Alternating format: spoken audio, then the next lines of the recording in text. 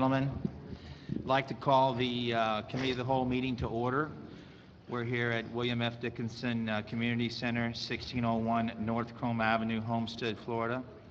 Madam Clerk, please call the roll. Councilman Williams? Here. Councilman Maldonado? Absent. Councilwoman Waldman? Here. Councilwoman Fairclough McCormick? Here. Councilman Shelley? Here. Vice Mayor Burgess? Here. Mayor Bateman? Here. Thank you, Madam Clerk. Additions, deletions, or deferrals? Mr. Manager? None? Okay. Discussion items. Card number 915, Centennial Steering Committee update. Podium is yours.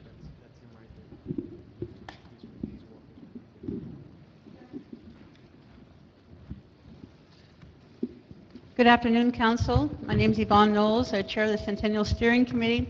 I'm here with my Vice Chair, Mr. Tim Craig, to give you an update on where we are on the Centennial project. In front of you is a packet of budgets reflecting what has happened in the past from August of 2012 through our February event on February the 3rd of 2013. I apologize for dropping off these packets on your desks today, but we had our committee meeting 2 weeks ago, and I was out on medical all last week, so I am sorry that you're not getting enough advance notice on this, but I'm going to walk you through it. I'm not asking for any decisions today. I just want to explain what I'm proposing and requesting. The Centennial Steering Committee, as you know, had two outstanding projects following our February 3rd major Centennial celebration. One was the Centennial book, The History of Homestead, and one was a time capsule.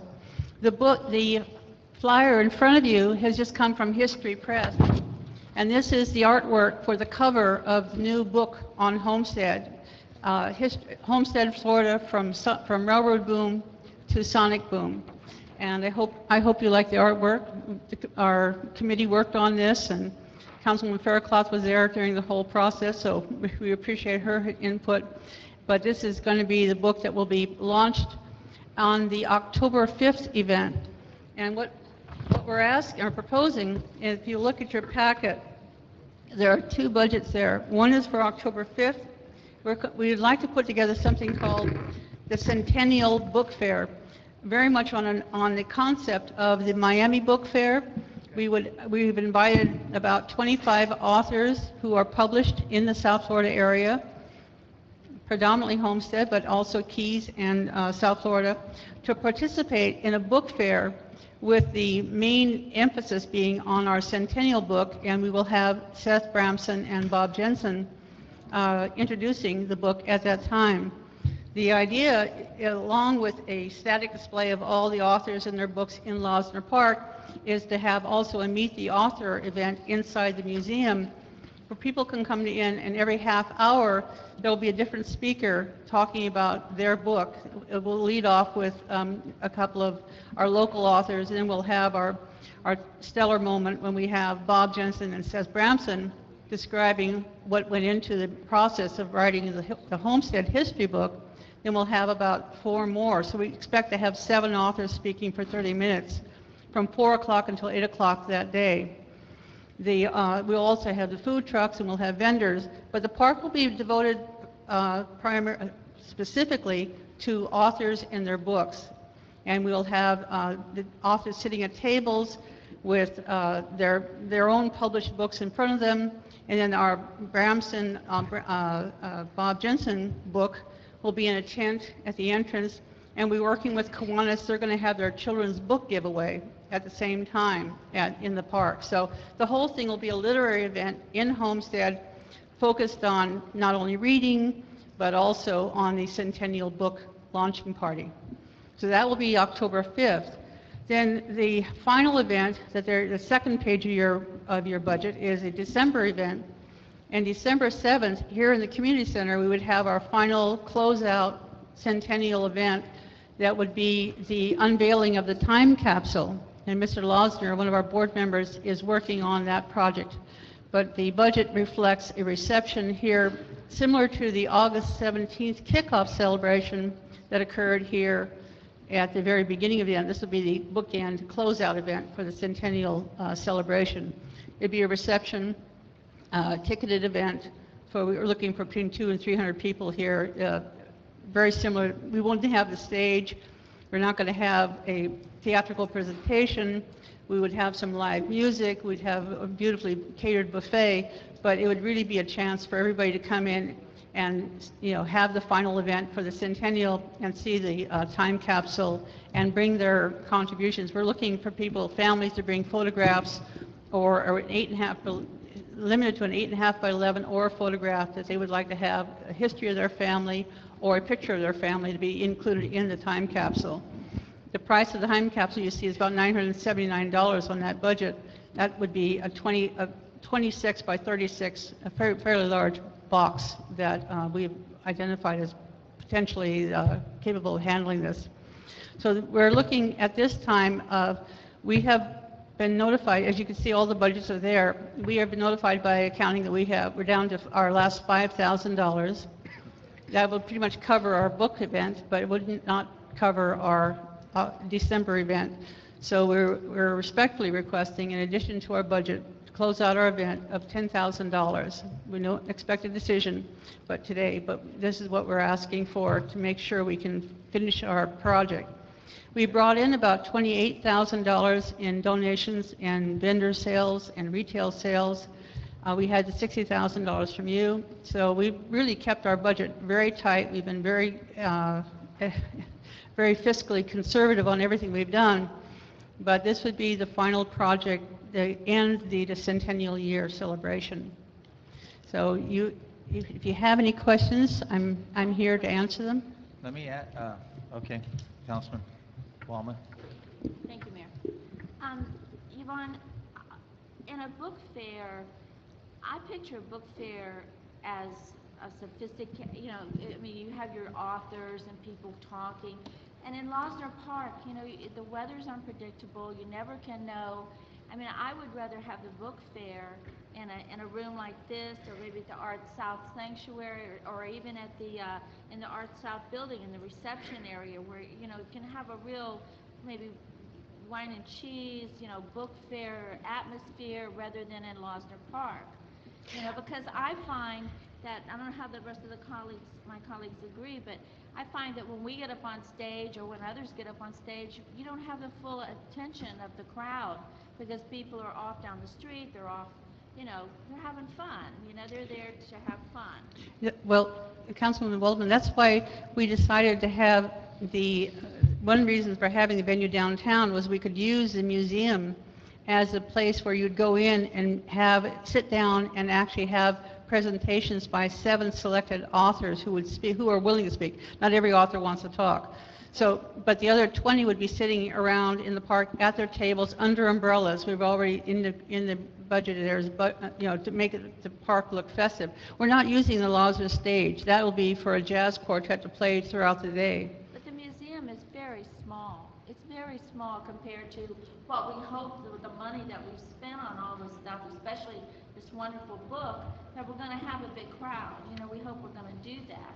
So I'm just saying that we have this room. There's other rooms I'm sure that would be available, and I just think it would be,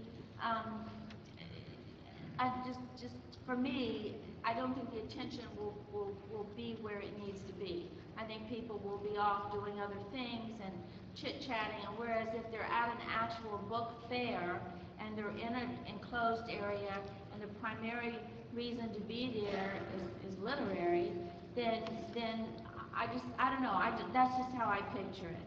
And as far as the time capsule goes, I could see that being down in Losner Park, because that's something that everybody wants to participate in. And where's the time capsule going to be buried? Well, we're hoping in whatever evolves into a city hall, wherever it ends up, it'll be in the city hall. I see. Okay. Being very diplomatic. For some reason, I thought at one time you talked about Losner Park. No, the committee decided it should go into whatever evolves into our city hall. But I know you have a big Christmas event downtown, you know, with your Main Street, and I just thought that if that could be combined, it's just food for thought. It's just food for thought.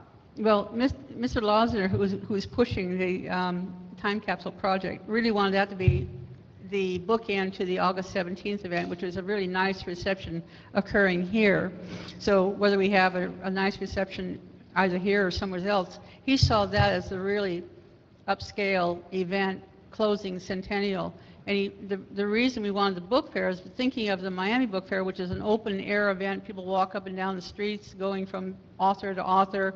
Vendors are there, food trucks are there. It's a day event where people can eat and drink and enjoy the day and learn about, and not everybody's going to sit down and want to listen to Seth and Bob talk about their book. We can put 70 into that the museum fairly comfortably because we do that with our literary series there. But I mean, certainly if there's a good argument for putting it here, I don't see a location issue. It was just a suggestion because it's Yeah. still hot in October and the Yeah. weather's still unpredictable. I remember last October we had monsoon rains for 2 solid weeks, the first 2 weeks of October. So I'm sure the committee would be happy to work around and relocate the event to here if that's how the council feels. We'll work whatever you suggest. Any further questions from council? Yes, Mr. Shelley. Thank you, Mayor. More on the budget side of things.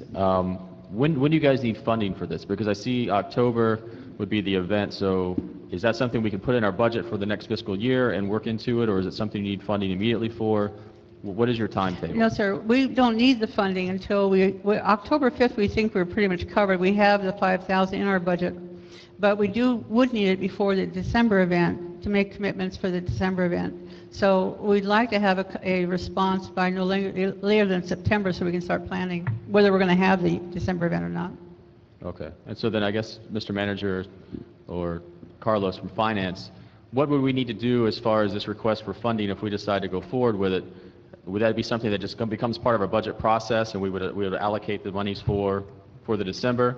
Or is it something? The December event, which is the one that you're saying primarily is 10,000 for, that should be part of the 2014 budget, so we would include it in there if that's what the council would like. As far as the remaining 5,000, is that going to cover your October 1st event? Yes, well, again, if we change the event now, following Councilman Waldman's, this is based on Losner Park and the museum being the location. If we bring it down here, I'm not sure what any other additional expenses I have to think about that I'm not aware of. So based on how we've just presented it, it's 5,000 is fine. If we move it and have other issues to consider, then it may be, I may have to go back to the budget again. Okay. I'm just trying to make sure that we accomplish whatever goal there is. I mean, I don't want to do a budget amendment if it's something we can address during the normal course of our budget cycle. And I guess that's really what I'm just trying to ask. So if you're saying that for the monies for December, we can address those during our budget cycle, which we're coming up to here in September, and that's sufficient, then I think that's the most logical and sound way to go about doing it. And then as it relates to how the event or the type of the event, do we need to schedule another, do we need to put this on another cow for further discussion, or are we going to make decisions tonight about that, or are we okay with the way because that's the other thing, I don't want to leave that open-ended, so that you guys have the direction you need to make your budget plan and carry out a great event. So just food for thought on that one, on how my colleagues want to proceed. Councilman, Mayor, if there's no objection to the concept, what we can do is get a final proposal, have it when we do our first discussion with budget. We can have that on the list, and then you can make a decision. There is another request that has come in from another group that may have interest in being incorporated in the budget. So they're supposed to have all their material ready for you as well. So however you want to proceed is fine. But we certainly would prefer whatever the final number is, the final number it is, so we can incorporate it into the budget if that's your will. And if we have it ratified by the end of October, you're set. Yep, absolutely. That's typically what we thought was going to happen. So. If I can just add Sure, something, please. Mayor. Mr. Vaughn. I think these events are wonderful to further culminate the City of Homestead Centennial Celebration. I share Councilman Waldman's suggestion with the Centennial Book Fair in a more enclosed area. October is hot, it may rain, and I think this would be a perfect backdrop to that event. You can be indoors and utilize that space outside if necessary. Because the Centennial Book Fair, I think this is incredible for the City of Homestead. It sheds light to literacy, and with a reading background, I'm all over this event, and I really would like to participate, do some storytelling or whatever capacity you would like for me to participate in. But I think that it'll be best if we had it here in this location. Okay. Okay? So it's conceivable both events could happen down here, Right. if they want to have that high-end reception at the end of the, or we could do, I think that, I don't think that's a major issue in the budget, because I don't think there's according to Dennis, is there a charge if we come in here on the, Since this is a city centennial, it'll be waived. right, and so you'd notice that in the Lawson Park, there's no rental fee there either, so it's a moot Right. point. So if we have it here or have it there, I think those numbers are still pretty solid. Right. And They're then you for- still can have your tables that Yes. you have located, the we umbrella can have inside, it outside. inside here and have the authors Right. in here, right? Right. Beautiful. Okay. If I could make one more suggestion? Okay, Sorry, sure. John. No, please. You know, we love our community room here, we love it, but the acoustics are such that when you have music, and I see you have $900 in the budget for music, you can't hear. Well, that was for Lazo Stage. I had a beautiful jazz band coming to play, so. Oh, okay. so- But I mean, if you do it here, perhaps you could have a string quartet or, just harps and just elegant, not a big Yeah. band. It's an elegant jazz band. Well, but that's from Osner Park. I'm saying that you have it here. I know. No, I know. I think we can bring it down, but yeah. Because, Yeah. Dennis and They save Pedro money. can tell you the acoustics here are, they are what they are, but it just becomes like a loud chatter, and, you can't distinguish anything. So, Harps. I love jazz bands too. I'd love to hear that. But, or maybe at the book fair you could have, some nice jazz playing in the Well, that's, the background. plan was for the book fair. That's where we're going to have the jazz band. So if we bring the book fair here, we'll have to come up with something else. Well, You want the book fair here, right? yeah, but Yeah. I'm saying a nice jazz band playing at the book fair isn't bad either, as long as there's enough quiet time, like you say, for the storytelling. And I love the idea, Ms. Fairclough, to take the outside courtyard Yeah. and incorporate that as well. That's a great idea. Great. We'll work around it.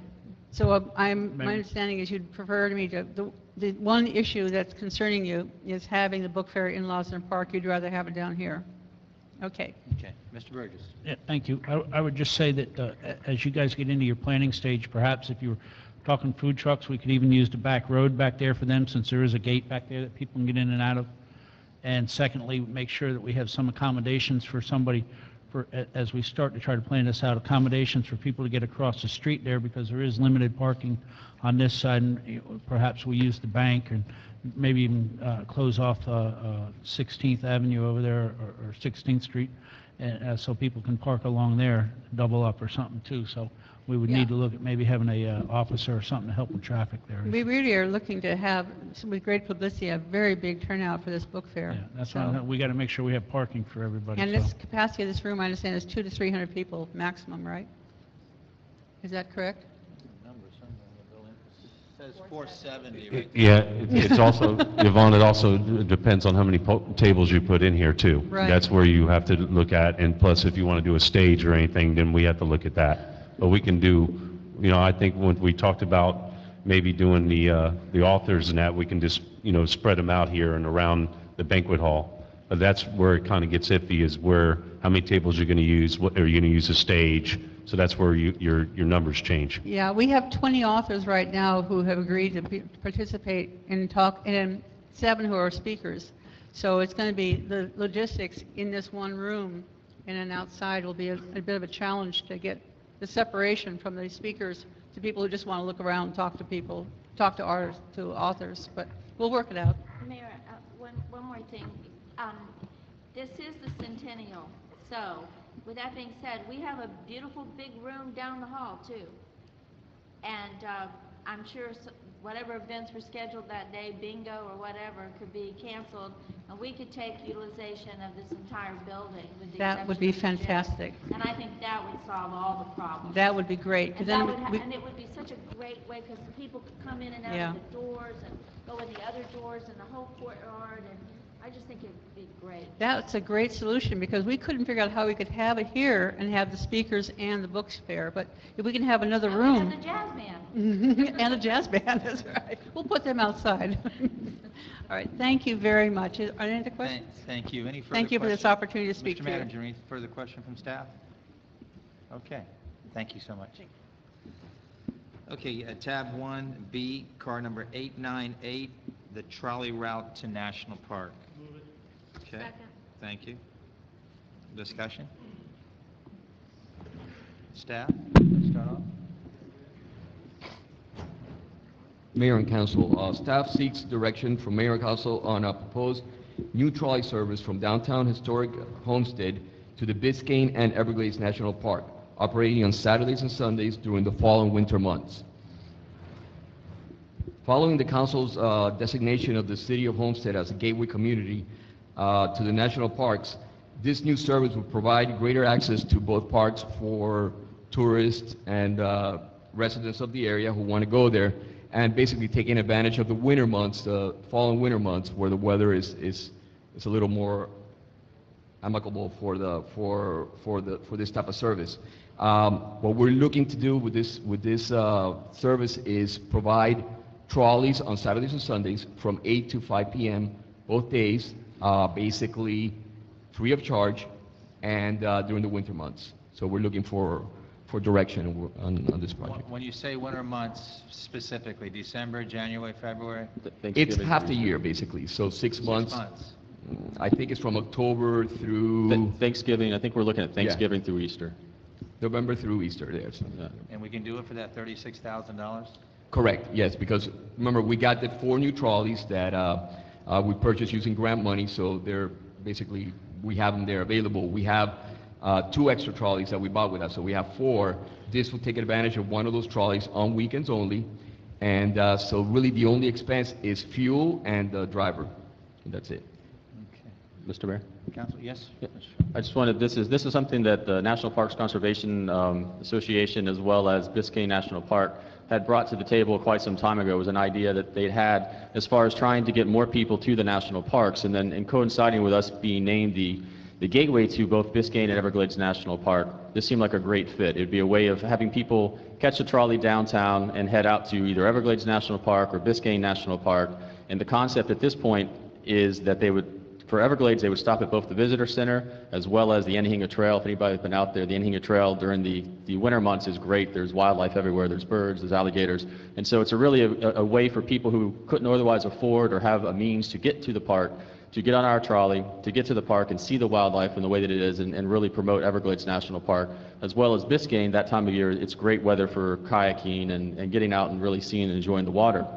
But also it's great for our tourism committee, our tourism industry here, because not only are we trying to get our residents outside of our city to these parks that may not otherwise be able to get there, we're also hoping to draw other residents from other cities and across Miami-Dade County to use the transit system, come to the city of Homestead, use us as a hub, and then launch out to these other parks.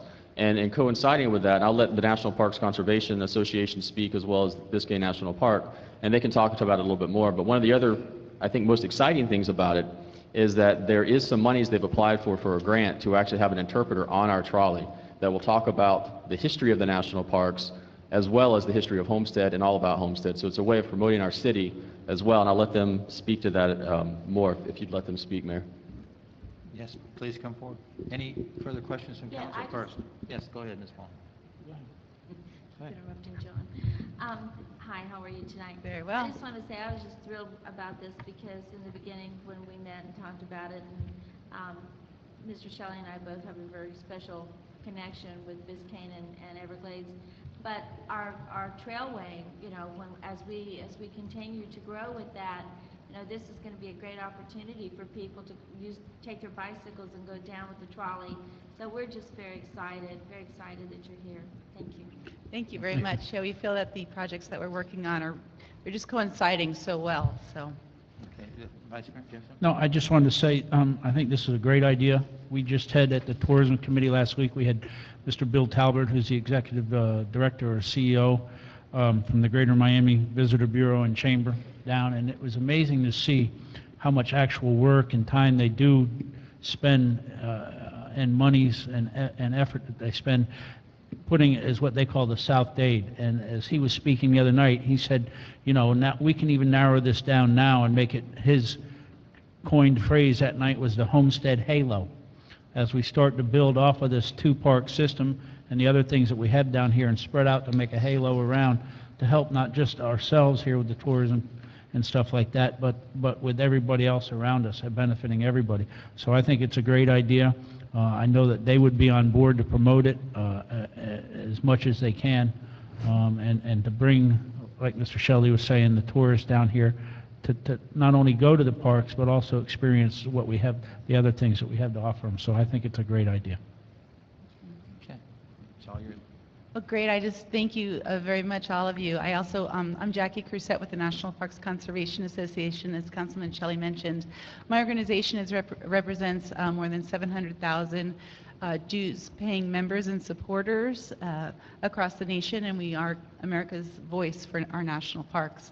And I'm joined here today with Superintendent Brian Kallstrom of Biscayne National Park, Linda Fryer of Everglades National Park, and Christiana Admiral, who will speak a little bit about the idea of having National Park staff on the trolley to really enhance that experience in just a moment. So, well, I'm going to skip forward to, because a lot of the comments I had were were already mentioned. But you know, Homestead is, as y'all know, you have such a unique and privileged position to be located in between two national treasures, Everglades and Biscayne National Parks. And I really can't think of another city that has that claim. And so it just seems a natural fit, and I'm so glad to hear of this support today. What we want to do here is enhance what is already a successful trolley system that you all have provided your constituents. It's just amazing, and this is only going to enhance it to create a recreational route that will allow locals to have access to their backyard, basically, in their national parks, but also lure tourists and visitors from other cities here to Homestead as this gateway community. And as you likely know, national parks are economic generators. They generate $31 billion in economic activity nationwide for themselves and for gateway communities, supplying more than 285,000 jobs nationally. For every dollar invested, federal dollar invested in a national park, it said up to 10 are generated in gateway communities. And this trolley project will certainly, we feel, prove that ratio true, and will improve the present access to national parks. I mean, right now there is no public transportation to national parks. Homestead, the city of Homestead, is going to change that and really be a leader in this. So I thank you for your support. I encourage you to vote yes and allow us to move forward with the creation of this recreational trolley. And I'd like to ask Christiana Admiral to just come up and speak a little bit about this extra component that we're talking about to staff national parks. Questions, Councilwoman? Yeah.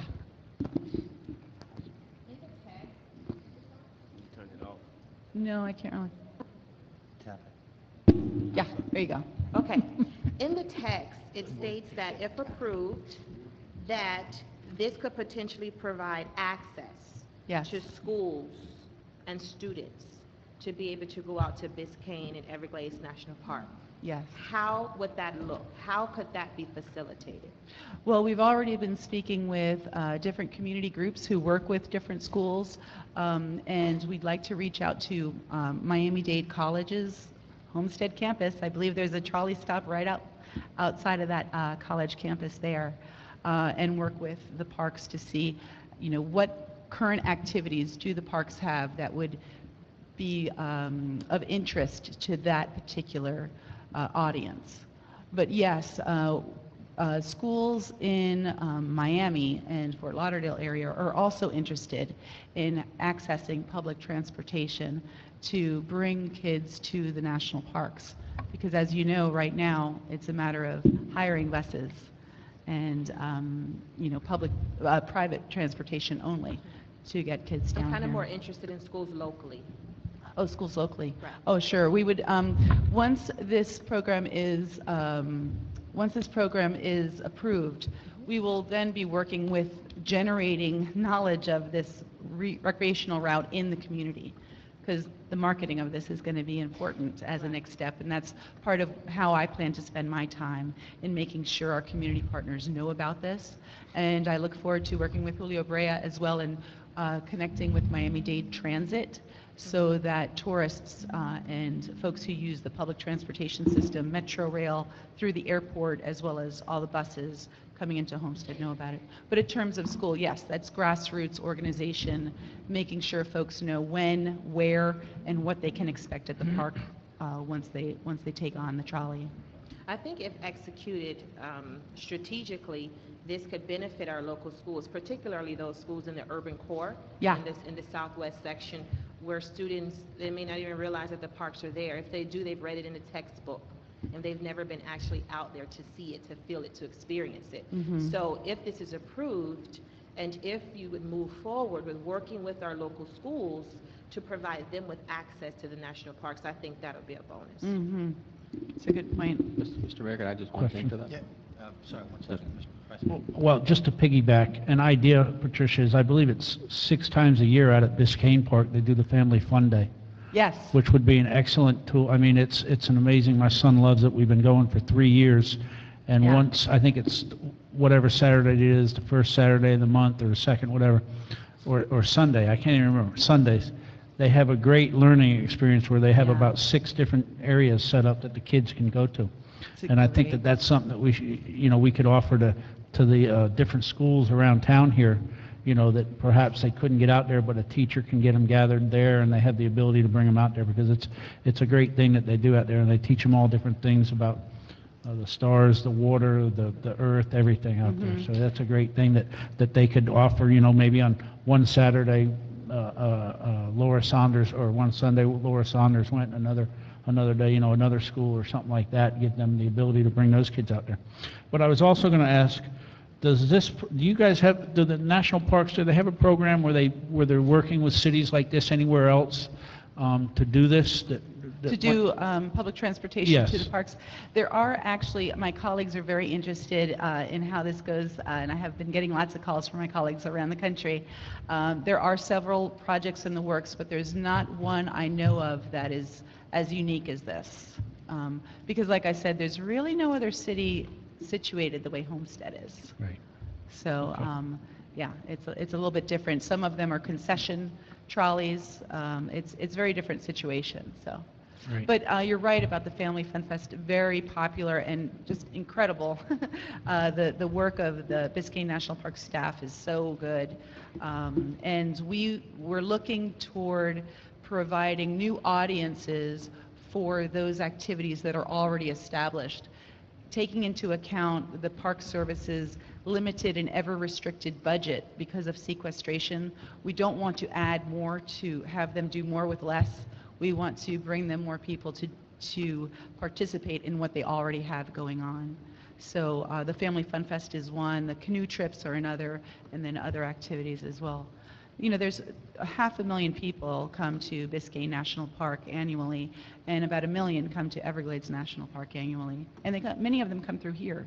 So through this trolley project, we feel that they'll slow down here and perhaps have lunch, maybe spend the night, especially with Flamingo not being up and running yet. This is really one of the closest places to spend the night and continue to enjoy what the parks have to offer. So we think this is a really good tool to help make that happen as well. Mr. Mayor? Yeah, please. Just to kind of piggyback on what my colleague has said, and one of the things that we're working on, and the National Parks Conservation Association has also had conversations with the parks, specifically Everglades National Park, is that currently there's a fee to get into the park, and we're trying to negotiate or talk with them to have them, if you ride the trolley, our trolley, into the park, that the fee will be waived. And so again, it helps those that otherwise maybe not couldn't afford, or it becomes a financial burden, but it also becomes a benefit to the city, because if you come to our city and you ride our trolley, you will get into the park at, maybe a discounted or free rate, and that encourages them to park here, to use our restaurants and things of that nature. So it's something else, again, we're working on. That's not finalized at this point, but it also will be something that would help. So I just wanted to bring that up. Yes. Ms. Ballmer. I just wanted to say that, and Yvonne, you were part of the group discussions over the years with us, and staff's changed a bit, but but we studied this before we did the Greenway project, the Trailway project, and I would like to see more of that from our national parks where we have town hall meetings and group discussions, because people don't realize the economic value that we have here in this wonderful town. I mean, I always said we're the front door and the back door to two national parks, and to my research, to my knowledge, there's nobody else has that in the United States. So, I mean, it's just amazing that we are so fortunate, and we've always said that, you know, once we start realizing and associating ourselves with the parks, that this will become a Mecca tourism designation, because more people visit the parks than Disney World. Am I right? I don't know how many Disney World Well, at one visitors time, there are. Yvonne, remember? At one time, Yvonne, we did have It's not me. statistics. We had statistics at one time that did tell us that. So, I mean, I think we should continue. I know Fred Hurling used to be a big part of our lead discussion groups, but I know he's been busy fighting fires all over the world or whatever. But it's very important that we continue on with this, and I'm thrilled that you're here. I'm thrilled that Mr. Shelley met you at the conference, which I will definitely not miss this year. But Yeah, but that's I great. just wanted to mention that the projections that we've had, and Yvonne and I sat through these discussions, and it's just been amazing the future dollars that these parks could bring to us if we would just utilize our connection with them. Yeah. I've been on board for years. I'd like to, if it's all right, I'd like to bring Christiana Admiral up to speak about this staffing of the trolley itself, because that's really where I think so much education about the city of Homestead and the parks are going to take place, as well as survey information post-experience coming back from the park can also take place. That would be useful. So.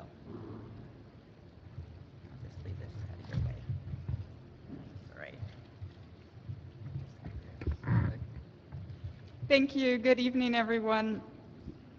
I'd like to thank Councilman Shelley and Jackie Crusett from NPCA and Julio Bray, Director of Public Works, for helping us get this project launched. Both Everglades and Biscayne National Park are currently cut off from public transportation. We head out to the town and we march in parades and we invite people to get out to the parks, and many people tell us they don't have a way to get out and visit the parks, and can we take them there? And this is literally a way that people will be able to get out and visit the parks who may rely on public transportation to get around. We also see, as we're driving to work, tourists hiking along the road with big backpacks who come from other countries and don't understand the distance that it takes to get out to the parks, and that the public transportation doesn't drop you off right where you need to go. So we kind of worry about them. So this is exciting that people from the community and people who are arriving at the airport will be able to come down to the Gateway community and then hop on a trolley and get out to the parks. There's a history that's a shared history, and also the stories of the national parks of Homestead, and the city of Homestead, the downtown, is already designated as a National Historic District, and interpreting that history through the trolley, which is already a tourist draw, will be a way for us to share that interconnected history with the tourists who come down here.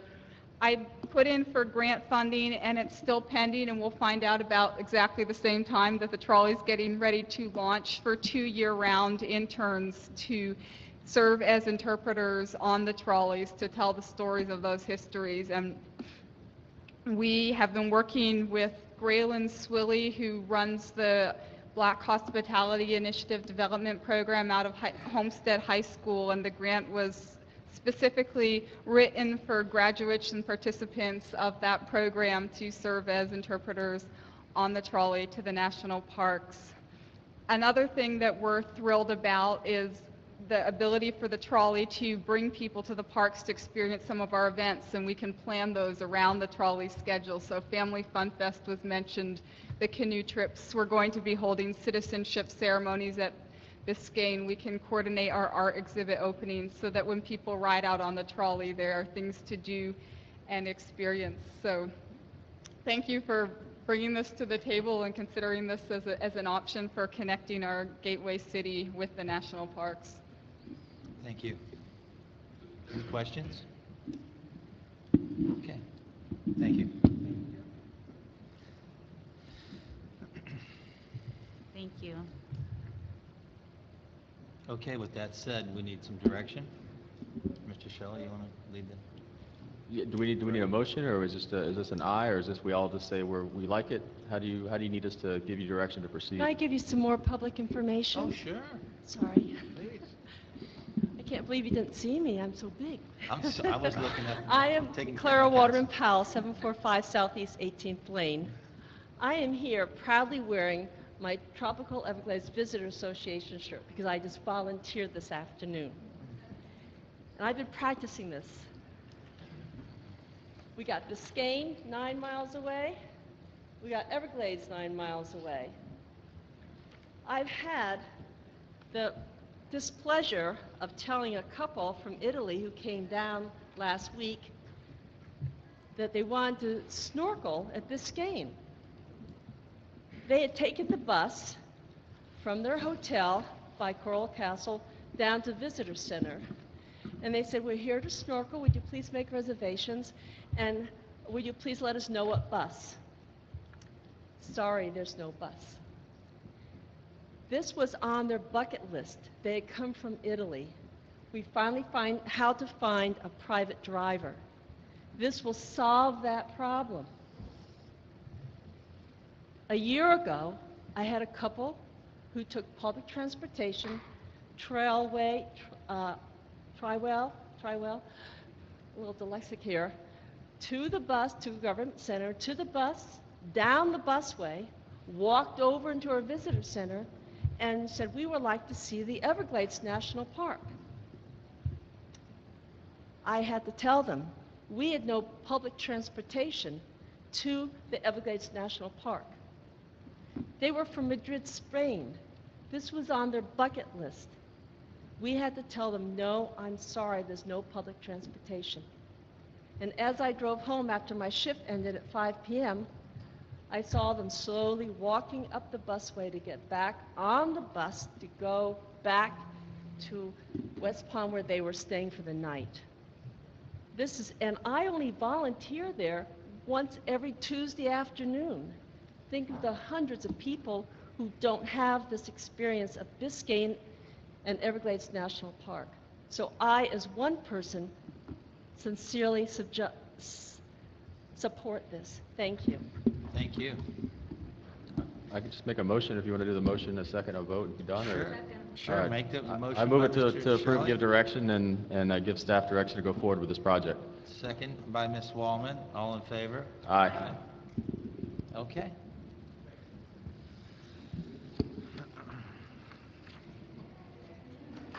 Yay. Thank you for coming. All right, car number 918, trolley route connection, Homestead to City to Florida City. Staff report? Mayor and Council, staff seeks direction on a proposed new trolley service connecting downtown Homestead to the city of Florida City. This service will be offered Monday through Friday from 8 a.m. to 5 p.m. Some time ago, Councilman Maldonado asked staff to study the possibility of having a trolley service that would basically connect the two cities, Florida City and the city of Homestead. Staff has done this research. Basically now with the new trolleys that we have, we could take advantage of one of the extra trolleys that we have. Basically, in this case, the same one that we're using on the weekends to go to the Everglades and Biscayne National Parks, on weekdays to use it for a route that would connect the two cities. This service is proposed to be, if we do it year-round, Monday through Friday, the cost would be roughly around $180,000 a year in operational expenses. However, if we enter into an interlocal agreement with the city of Florida City, and basically split the cost, then the city's expenses would be about $90,000 a year. Questions? I have a- Yes, Ms. Fairclough. I have a question. You said that you conducted the research on, I guess, the feasibility of us implementing this. What was the nature of the research? Well, now we only have 2 trolleys now, and with these 4 new ones that we have, basically we have an extra 2 trolleys to use for additional routes.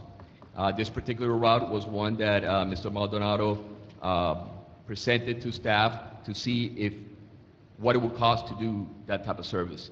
So we performed, a cost analysis to figure out what would be the cost of using one of our trolleys, again, free of charge, to connect the 2 cities, and on a yearly basis, on Monday through Friday, basically. So basically, it was a cost analysis. It was a cost analysis. Cost yes. analysis as opposed to research, because I'm thinking, okay, what were the findings? 30% of our residents needed to go to the outlets, or, that's just the brainiac part of me. So basically, it was a cost analysis. It was a not cost their analysis, research. correct. Okay. Correct. Mr. Burgess? What benefit does the city of Homestead get out of doing this? Just, because, Yeah. I guess, where's the route going to take the people and drop them off to benefit our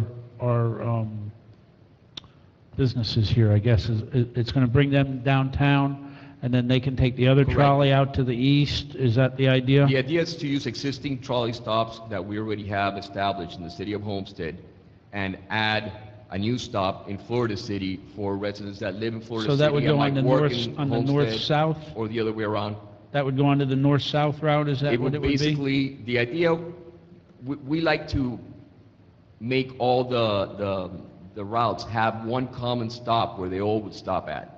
The idea is to use the Losner Park stop would be the one that would connect this particular route with the other 2 routes that are already existing. So people could seamlessly basically get on, even if they're coming from outside the city, they would get on the busway, from the busway to one of our trolley stops, from that trolley stop to the downtown trolley stop, get off on that one, and get on one that would connect the 2 cities, if they wanted to do that. Or if it's just residents that either live in Florida City and work in Homestead, or live in Homestead and work in Florida City, it'll be a way to connect the 2 cities together. Right. Other cities in Dade County have done this when they're abutting each other, where they share routes between the 2 cities, when basically the community kind of shares the same, businesses, et cetera, when they, crossing the borders back and forth. And just one other. Can you just refresh my memory? How do we deal with children that ride on these? Do we have an age that they have to be, if they're under a certain age, they have to be accompanied by adults or something? My one fear is that this turns into some kind of school bus for kids that go in places. And I just want to make sure that we're not opening up a box where this becomes a school bus for kids to get, and then, they've got to change somewhere in town and get on the other one to go to the east out to Waterstone or something. So that's my one question is I just, how do we control the age of the kids that ride it and stuff?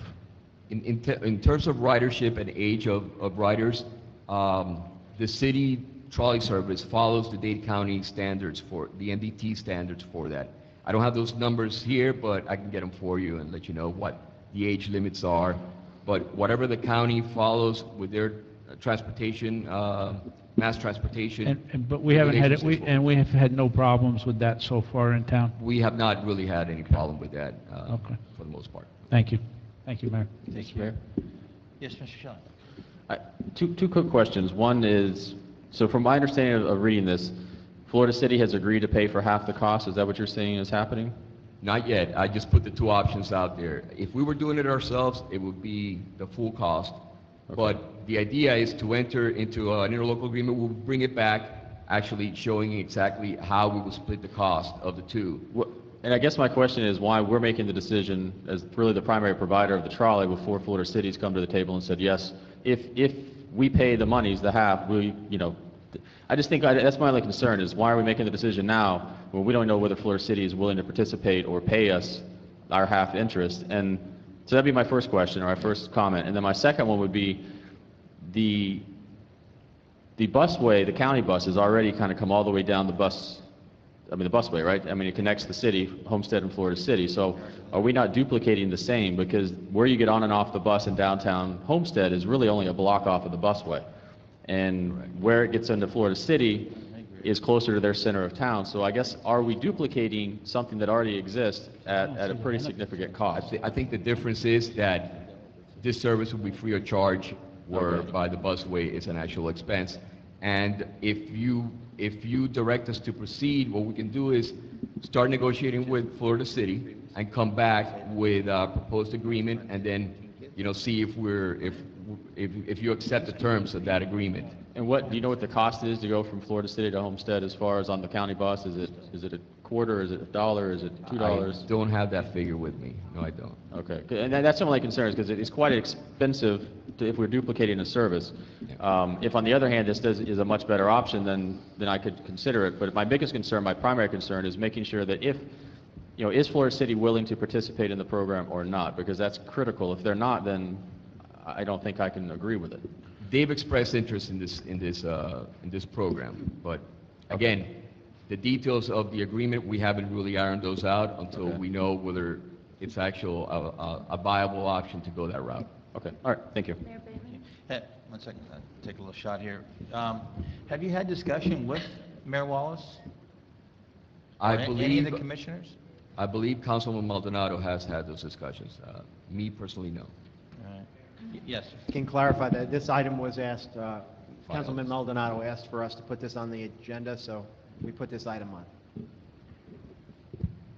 Okay. If you'd like to hold off until he comes back, that's fine too. It's up to you. I agree with Councilman Shelley. I just think that you need more input from who's going to pay the bill. It's nice of us, but yes, go ahead. I was just going to say that, speaking about the children and school-age children, I have seen several kids riding the trolleys with their book bags on their back, and they were by themselves, and they weren't older kids. They weren't. And I just think that we need to service more our own city residents. I mean, I can't imagine with the amount of trolleys that we have existing that we're reaching all the places that we need to reach. For example, I wish that they had a drop-off at the library. I go to the library every week, and almost every week I don't know how I time it, but I happen to be there when the trolley is dropping off over on 8th Street. And some of the elderly people, it may not seem like a very long ways to walk across the old City Hall parking lot, but it is for them, and especially when it's, 95 degrees out. I just wish that there was a drop-off right there in front of the library, right there, so they can get out. There was one lady on a walker trying to do it the other day. So, and I was also surprised at the amount of people that get off at the library every week. Hint, hint, we need our libraries. But anyway, I also think we need our trolleys. And I think our trolleys could better service businesses, people in our community, going to neighborhoods, bringing them to the business. The businesses are going to be there, but the people need to get to the businesses, just like the hospital drop-off. Clara, you and I have, been there many, many times when we see the trolleys just packed with people. And sometimes they don't even have enough seats to fulfill the people who are waiting to get on the trolleys to go home. So, I mean, that's just my personal opinion. So. I think we need to hold off. Okay, you want the floor? Go ahead. No, I think that we need some more direction from Florida City first before I could go any further and say yes or no. Because first of all, I don't see them, if they haven't ponied up their share of money, there's no need in us going any further with it. Correct. Okay, any further questions on this issue?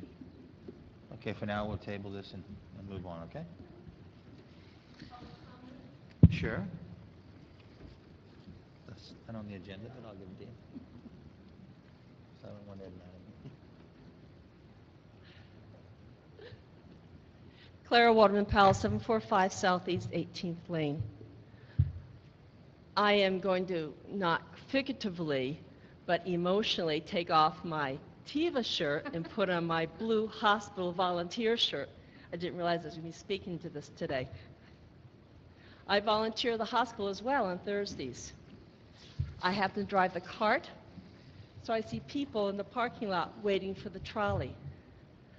I also have seen people waiting when there's nothing, no way for them to get home. I've had patients who have just been released saying, how do I get to Florida City? They still have the tags on them. The trolley would give them a way of getting to Florida City safely without having to change buses over and over again. I find myself giving you the personal side of some of your decisions. Thank you. Thank you. Okay. Tab 4, car number 886, bus passenger shelters and bench program. Mayor, it's Julio's night tonight, so Julio's got the next one as well. Okay, Julio, you got the floor, babe. No request, please. Staff seeks direction from Mayor and Council on a bus passenger shelter bench program. At the council meeting of February 20th, 2013, staff was asked to review the possibility of bus stop advertising as a means to raise funds for more bus benches and shelters. Staff research indicates that the practice of providing bus benches and shelters with advertising is common in many cities. Most bus bench programs provide for maintenance and management of all operations regarding the benches at no cost to the cities, in addition to creating a nominal source of revenue for the cities based on a negotiated fee schedule per bus bench service. Should the council decide to proceed with the procurement of a bus bench service provider, an amendment to the City Homestead Code of Ordinance would be required. The amendment would modify the current prohibition on off-premises advertising within the public right-of-ways to provide for and permit advertising on bus benches and shelters within the right-of-way. Several municipal code provisions provide for such allowances, and they're attached for your review. In addition to that factor, there's other factors that need to be taken into consideration if we move forward with a bus bench program. The benefits to the city are as follows. There are a total of 126 bus stops throughout the city. Of these, 53 are along city roadways. The remainder ones are in state, county, and state or county maintained roads. Currently, we only have 19 bus stops for patrons that use the bus service. Other things to consider are cost of installation, responsibilities of owners and vendors, whether the installation is going to be covered by the city or the provider, maintenance, again, who provides for the maintenance, management of advertisement, and reporting of the revenues collected from the advertisement. Duration of contract is also another issue that needs to be that will be ironed out, as well as the design of the structures and the experience of the vendor. These would all be part of the RFQ if we do go in that route that would answer these questions for us to make sure that we select something that's the most benefit to the city. In terms of the code change requirements, James White is here to basically go over what would be required from a constitutional point of view regarding changing our code to allow for advertising of bus benches. With that, I'll let James continue. James? Good evening, Mayor and Council. And I'll try to be brief on this issue for you, but in discussing this matter with your staff, excuse me, thought it was necessary and pertinent to make you aware of some of the issues in dealing with an exception to the sign code. As you all are aware, under your current sign code regulations, you currently prohibit or have a total ban on off-premise advertising in billboards. And that prohibition and that ban is based on authority granted by the Supreme Court and has been in place for years now for many jurisdictions and that's based on an underlying governmental interest or legitimate governmental interest, which is aesthetics and traffic safety, traffic hazards.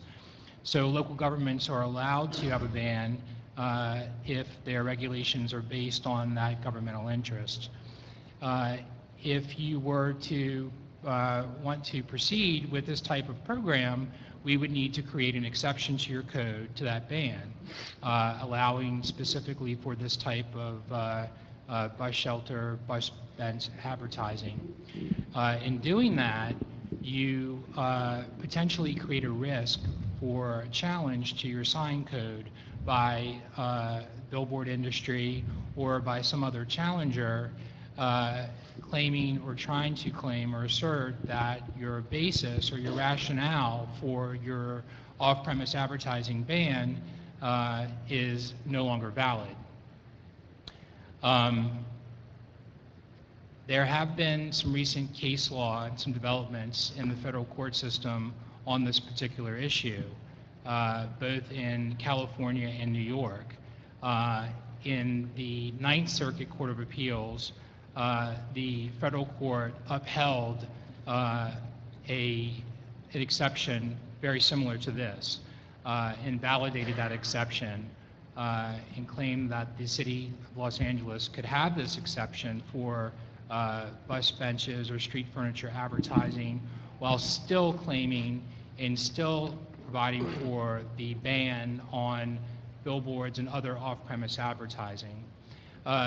Similar argument was made by the billboard industry against the city of New York, and that federal court of appeals upheld the validity of the New York ordinance.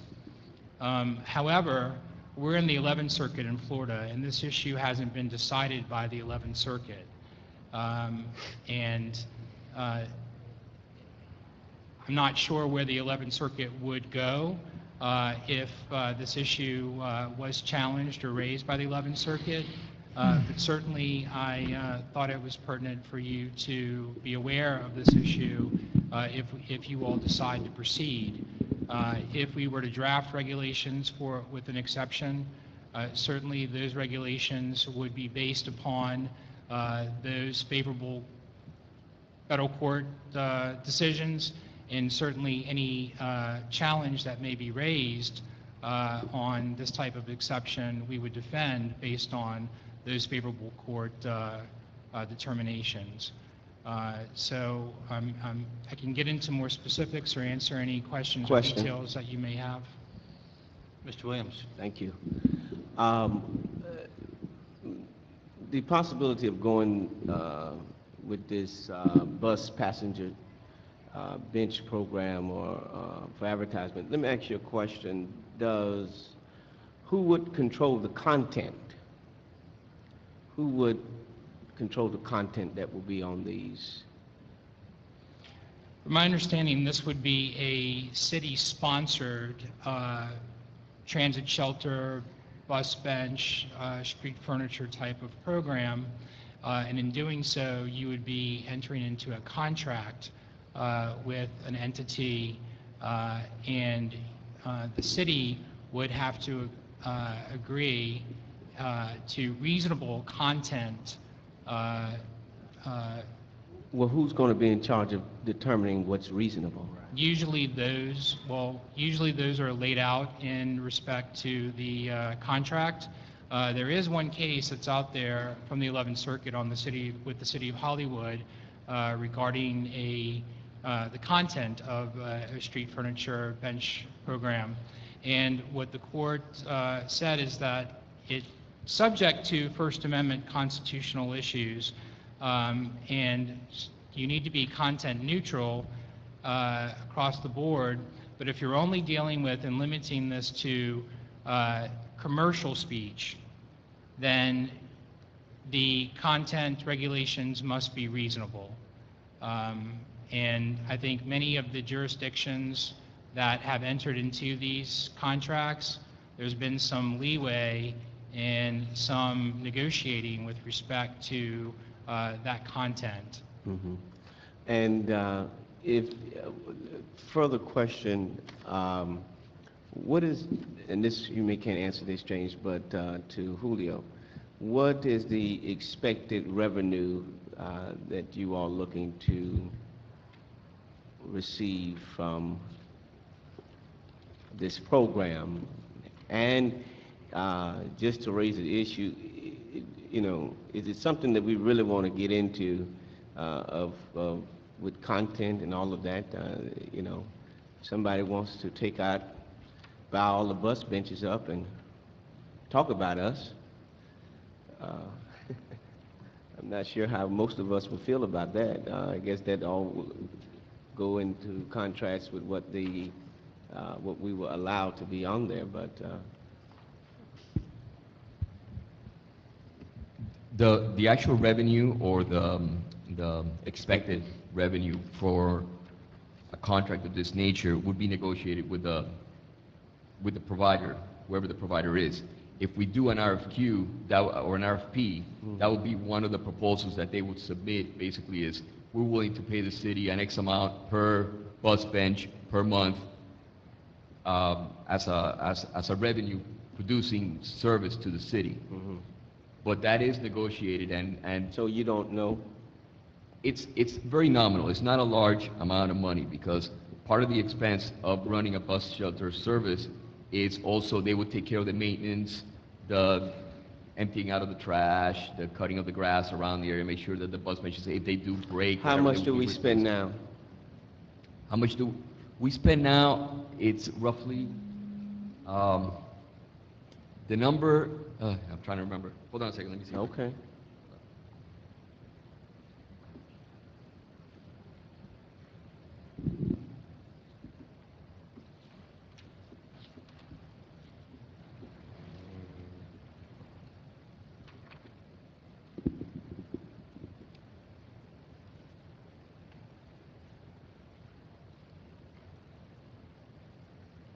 Basically, we spend right now is the expense of one personnel, one employee. It's about $30,000 a year that we spend on bus bench service right now for the 15 bus benches that we have. And in your request for... And that includes routines, scheduled maintenance of the benches and repairs. So in your request for proposal, they're going to also add other benches, other shelters and benches throughout the city, or? They would, yeah, the idea is for them to add bus benches, and also include in their proposal the service of our existing bus benches, so then that would free up some of our personnel to do other type of work. Okay. But again, that would be based on, I can't tell you what they would propose because we haven't seen, you know, we haven't asked for any proposals yet, but. Beyond the other case law, James, is there any other issues or cons that may be out there, perhaps not dealing with the case law that you stated, but perhaps on how can we be able to limit the content, or, you know, do we have any other ideas on what North Miami has done within their program? What kind of content have they allowed, and, you know, to what extent, you know, has it been worked out for them? Have they had any issues? Do we have any other history on any other municipalities that have this program besides the one that's in the packet? First of all, there's plenty of cities that have this. In my previous city I worked at, we had this over there, and in many cases, the bus companies or the advertising companies are willing to work with you in terms of what you don't like without getting too into minutia. There's general categories that some groups find or are uncomfortable with, and all that is negotiated up front. The general idea with this whole concept has been in many cities is that they don't want to spend the money on the benches, and they'd rather have somebody else do it, and they don't want to spend the money on the maintenance, and so they see this as an idea to do that. Right. On the other hand, many places don't like advertising on buses, on bus benches, so it really comes down to preference. And yeah, in my personal opinion, I think if we're trying to build the city up to a state of um, uh, a, a state to where everything is consistent, continuity. I don't know if I too much like the idea of this bus bench having one advertisement, another. I don't know if how that would look throughout the city. I think if we're trying to be continuing with just continuity throughout the city and everything being the same, aesthetically pleasing, you know, I don't know how some of these ads may look, you know. I just have a lot of reservations about it. One of the things that we thought is if you had interest in it, we can do the RFP and then the companies can present if you'd like, but again, it comes down to... I'm not going to stop it.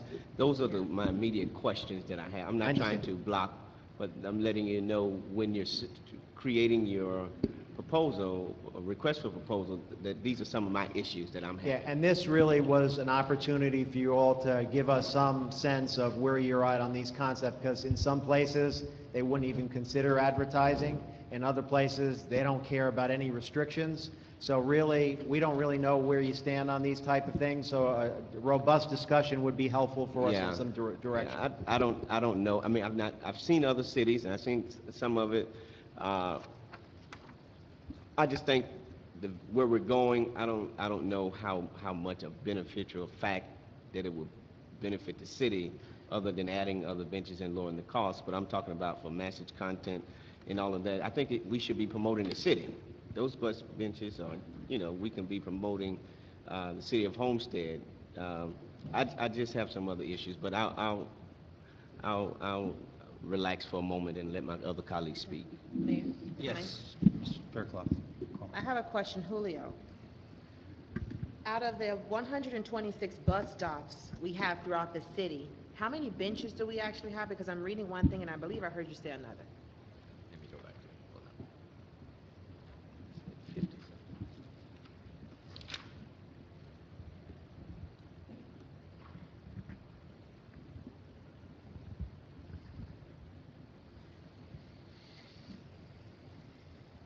Okay, right now, out of those 126, we only have 19.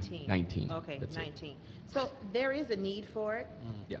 If we have 126 bus stops, and, 126 bus stops and then 19 bus benches. I caught the bus until I was about 18, so I can understand the importance of having facilities to rest at where you're waiting in a blistering sun for a bus. My concern is the management of the advertising, because in this text, it states that the responsibility of managing the advertising rests on the owner and the vendor. No, we would define that in the RFP, and that would be negotiated with the bus bench. For example, talking about the advertising standards that was brought up, in the county RFP that was put out for this, the county had language, for example, that stated, no advertisement shall contain material that is immoral, lascivious, or obscene as defined in section 847.001 of the Florida statutes. You know, they have a whole list of restrictions to, but then again, that's what they put in their requirements. We would have to look at that and see what would make sense for the city to use. Yeah, and ironically enough, you know, the cities seem to be fairly comfortable with the benches that they have agreements with, but some of the traveling advertisements, like the taxi cabs that have advertisements on the roof, a lot of things on there that people aren't too happy with, and the cities can't do anything about them. So it's interesting. And so now the boats are starting to do advertising out on the water too, and people are starting to get uncomfortable with the flashing lights. But I haven't heard a whole lot about the actual content of the advertisements as much as those people who don't necessarily like that many signs, but that's a preference more than anything. Yeah.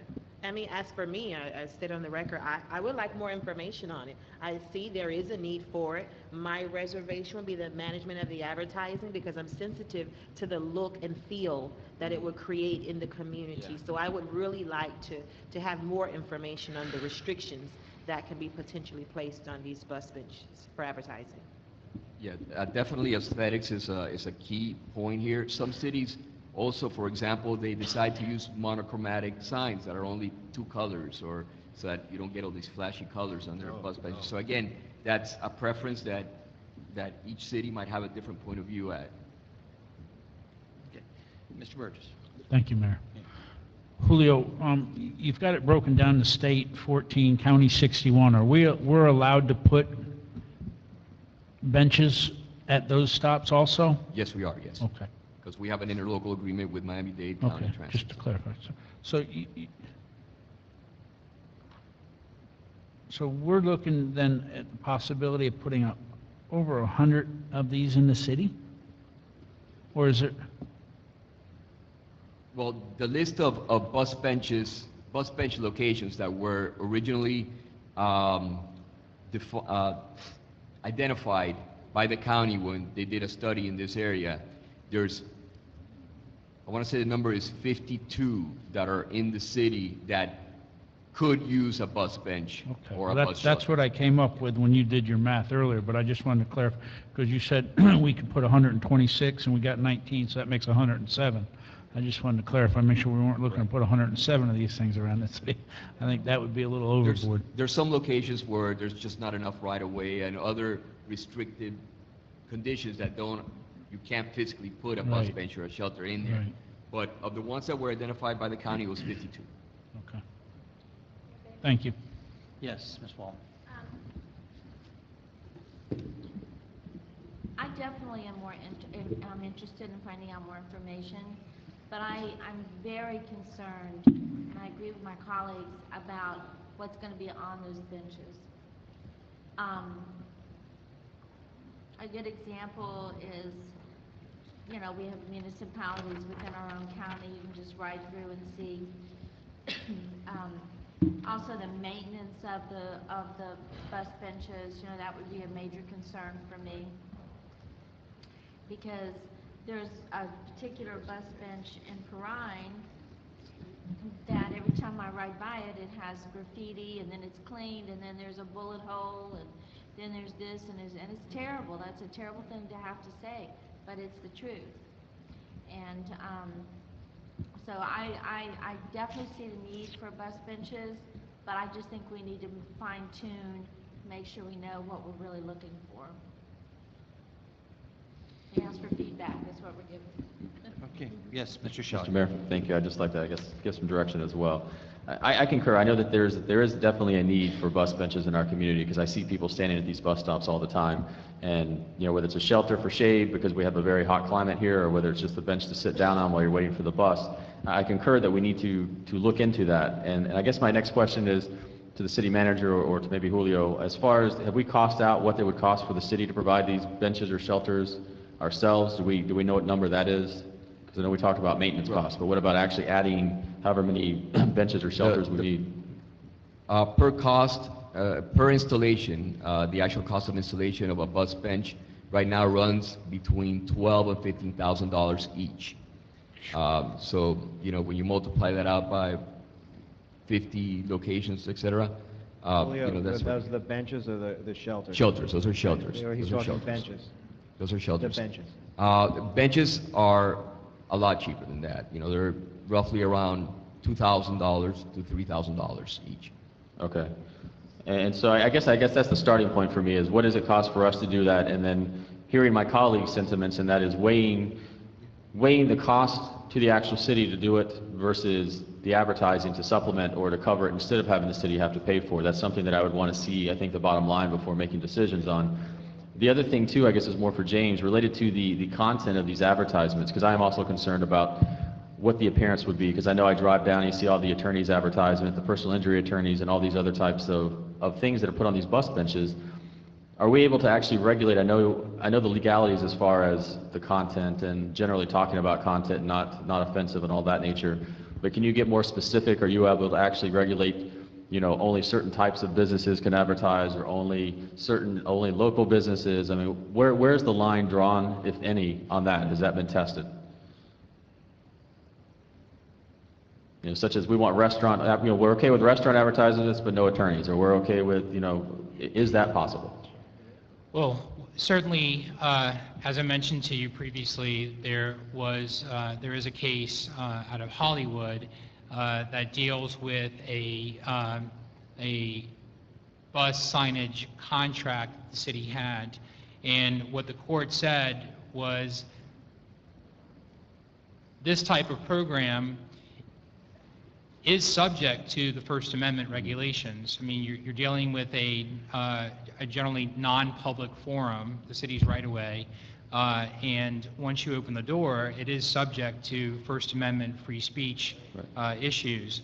And there's always, if you're dealing with, we generally try to be content neutral. And if you're now starting to deal with commercial versus non-commercial, you certainly can run afoul quickly of the First Amendment. In that court decision, the court stipulated that the city is able to adopt reasonable guidelines or policies with respect to the content based upon a city contract for signage. I can get more, I don't have the details. I mean, right, I guess my question would be, I mean, with my example saying, we decide up here that we want the RFP to go out and the limitation to be only restaurants and that's it. If you're not a restaurant, you're not advertising on the benches.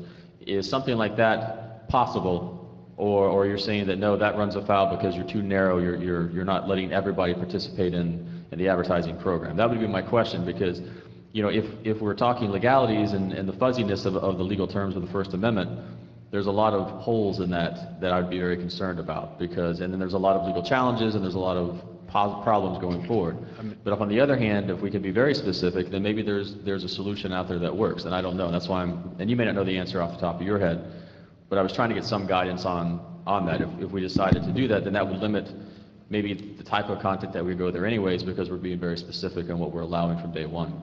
Councilman Shelley, just first of all, I think we do have the ability to eliminate certain content, especially if we're just dealing with commercial speech, as opposed to political speech, which is a different area.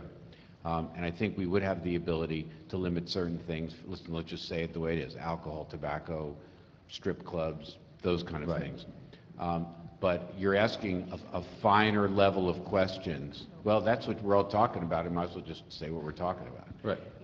Where you're dealing with a finer level of filter, and we can check. I mean, I've never seen any cases that talk about, you know, those are interesting categories, and we can look at them, which is, could you limit it to restaurants? Could you limit it to local businesses? Could you limit it to businesses that have a place in Homestead? Right.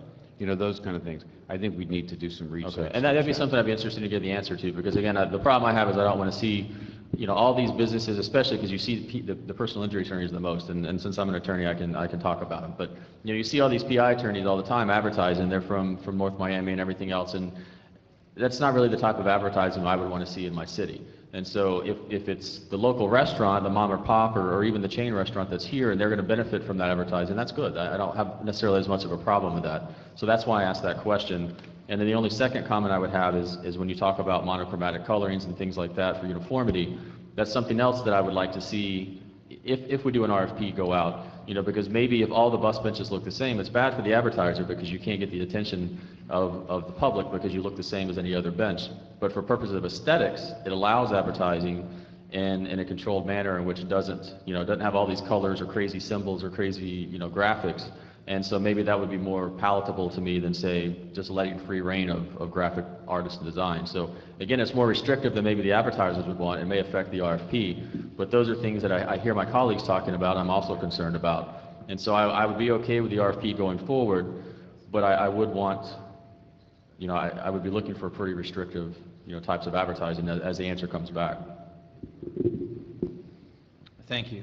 Any further questions?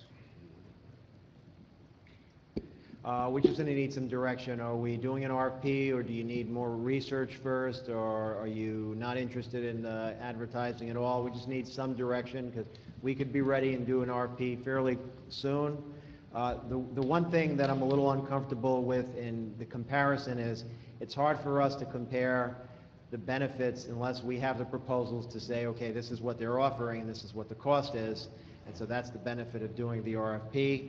In terms of the actual content issues, one way Richard and I have just discussed is, first, iron out what you can restrict and then put it in the RFP, or have the RFP broad enough to say that you want to be able to restrict certain categories and then negotiate with the vendors once they come in. So, and also the vendors can give you presentations to address your concerns. So there's really a whole host of ways you can go here.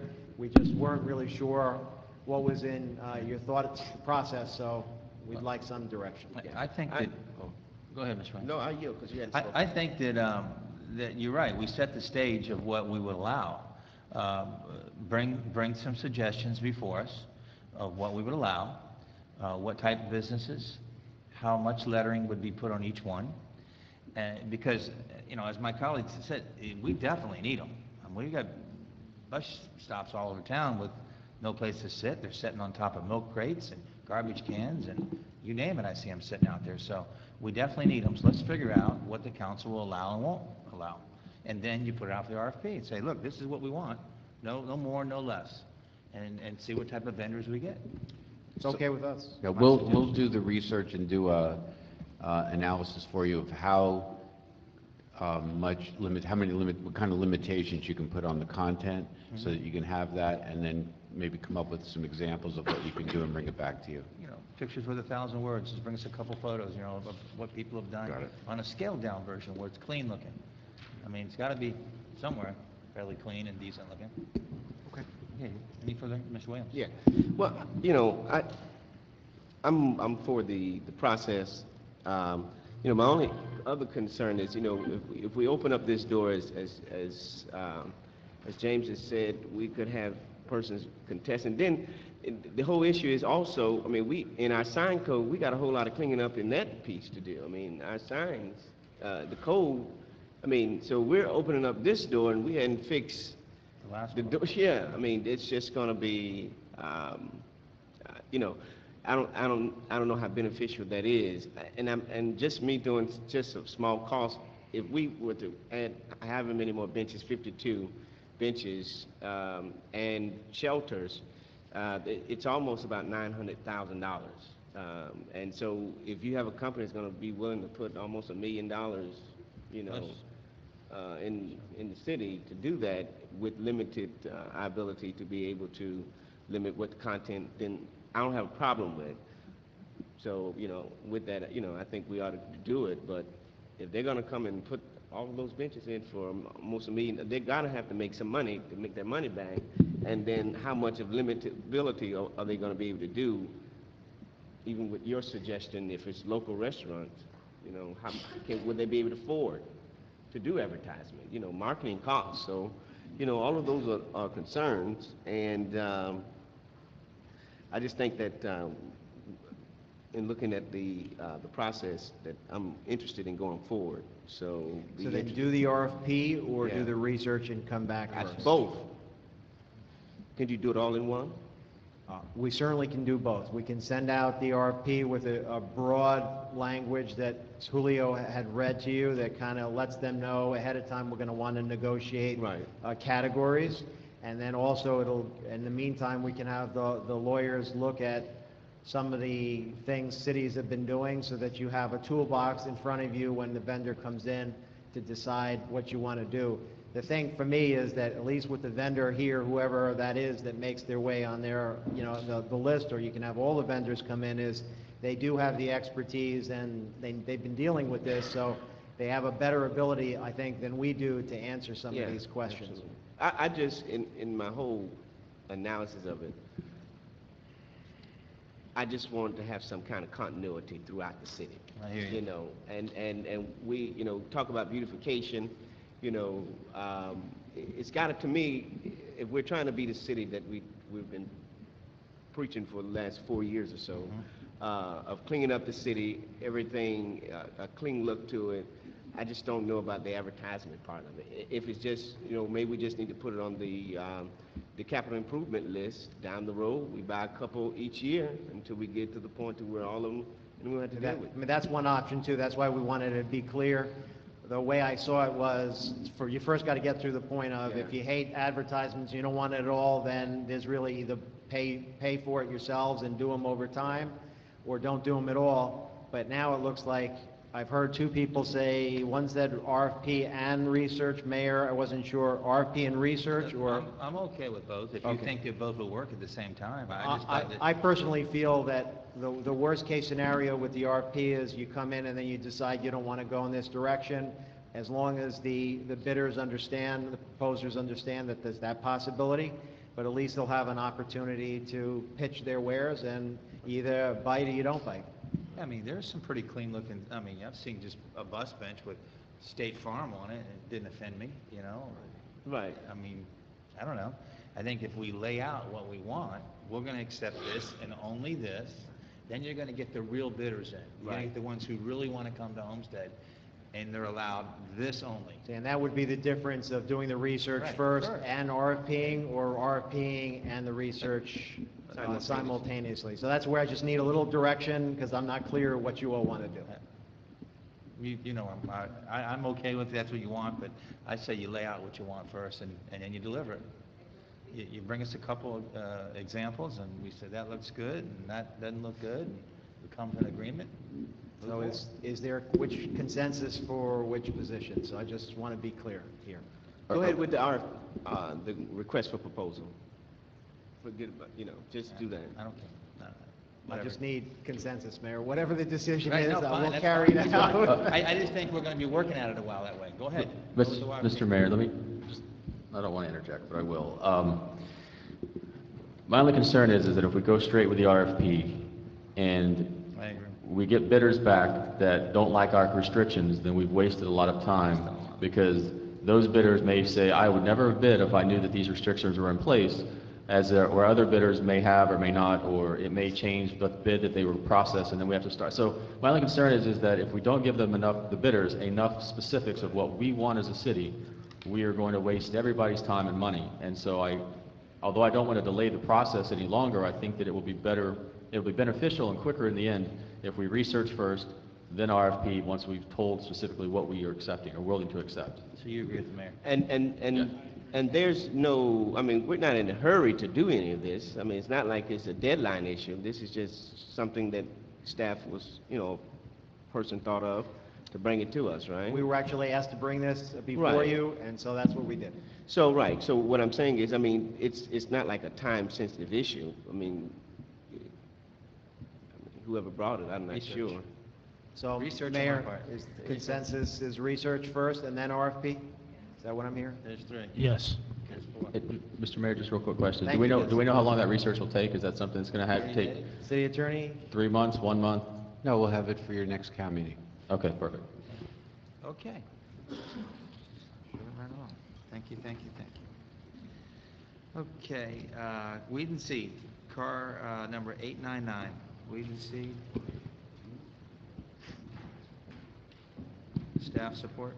Or staff report? You wanna, I'll go. Go ahead, Mayor. You want to do it? Sure. Mayor, Vice Council. Staff seeks direction from the mayor and council on a proposed agreement with the South Dade Weed and Seed for the use of the FICO Williams Community Center for their after-school and summer programs. The after-school program runs from 3 p.m. to 7 p.m. Monday through Friday, except holidays and teachers' workday. Their summer program runs from 8 a.m. to 4 p.m. Monday through Friday for the months of June through August. Weed and Seed has approximately 130 participants in these programs. To give you the background, South Dade Weed and Seed Incorporated would like to use the FICO Williams Community Center for their after-school and summer programs. The Parks and Recreation Department and the South Dade Weed and Seed, Inc. had negotiated on a lease agreement. Weed and Seed was in agreement with the terms. However, they notified us that they cannot secure the rent for $1,500 a month, but they can pay the $1,000 security deposit. Rental fees are to cover the use of the facility and rental space for the programs, and the deposit is to cover damages to the facility. Okay, council. Yeah, let's go this way. And now you can hear me, I'm sorry.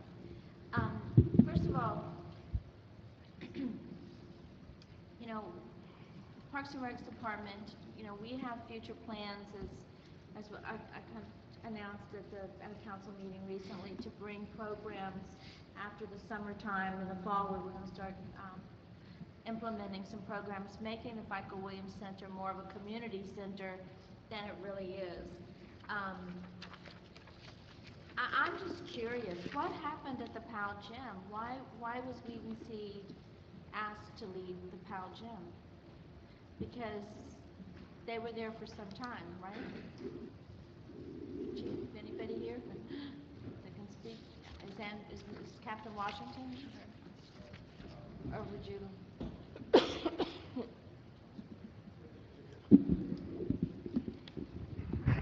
Let me take the mic. Let me take the mic to her. Hold on. I didn't know you were heard. Oh, that's okay.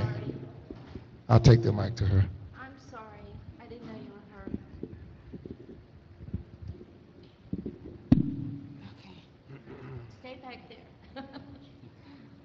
First of all, good evening, Mr. Mayor and Council. And with regards to the FICA Williams program, that switch was made when everything went over to the Parks and Rec program and fell under Parks and Rec. When the POW program falls under the police department. So because she was moving her programs over to the Parks and Rec, then everything moved over to Parks and Rec. So she was moved out of our building. Did you ever have any problems in that building? I know there are a lot of kids, and that's a lot of programs. We did have some issues. It's been months now. There was some complaints. We had an issue where there was lack of supervision, where one of the kids almost started a fire, and I think in one of the bathrooms, but that kid was put out of the program. There was another issue with, I think, a kid putting something in the ice machine. So you're saying there's just some individual, just not, it's not, you didn't have a problem with vandalism or anything in general, it was just one or two isolated incidents? Well, it's my understanding that sometimes while the kids were in the building, there were some minor damages that was done to the building, but the department, the city took care of those issues.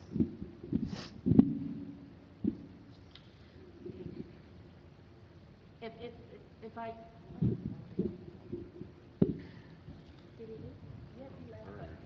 Did you have further questions, or? Oh, well, do you want to address that now, or, I mean, it doesn't matter. Yeah, I'm not trying to put anybody on, I thought we were going to have more of a discussion here, but my problem is that with FICA Williams, if you have a daycare program in there every single day, Monday through Friday, then then it becomes more, the center is harder to utilize, to service and utilize all the different projects that all the different citizens from all areas of the city could go to. And that is the bingo, we have a lot of plans. We have Zumba classes, we have jazz classes, we have a lot of different plans that we wanted to bring over there. And that's one reason why I added in our budget, in our CIP budget tonight, I added at the last minute, I brought back the proposal that we had last year, and that's building another building, because we're running out of space. We have all these nonprofits who are asking for us to give, and essentially, we just don't have enough room to do it all. So I'm trying to find an explanation, or I wish that the POW program could have continued there, because you were good there, right? It's always been at both of them. Pardon me? We've been at both locations, Powell and I know FICA you've been Williams. at both, but at POW, and that's what I'm saying, you have been at both, but we haven't been able to implement the other programs that we wanted to implement at FICA Williams Because Monday through Friday, what is it, from 3 to 7. 7, and then all summer long, you know, we have 130 children there. Correct. So I'll rest, but with ability to come back and speak later. Yeah. Before you answer, address that incident, and a little bit, I don't want to use the word taken back, but I'm a little sensitive when it comes to FICO Williams and the Southwest area. And I was on a phone this evening with a parent.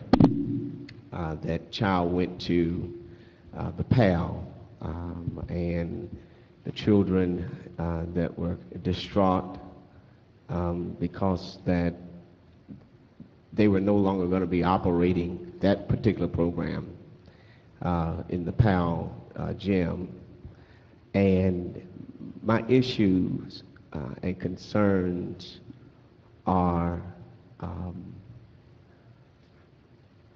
how do we find a medium? How do we make this work? Because I just don't see how all of those children are going to be all at that facility with space and everything.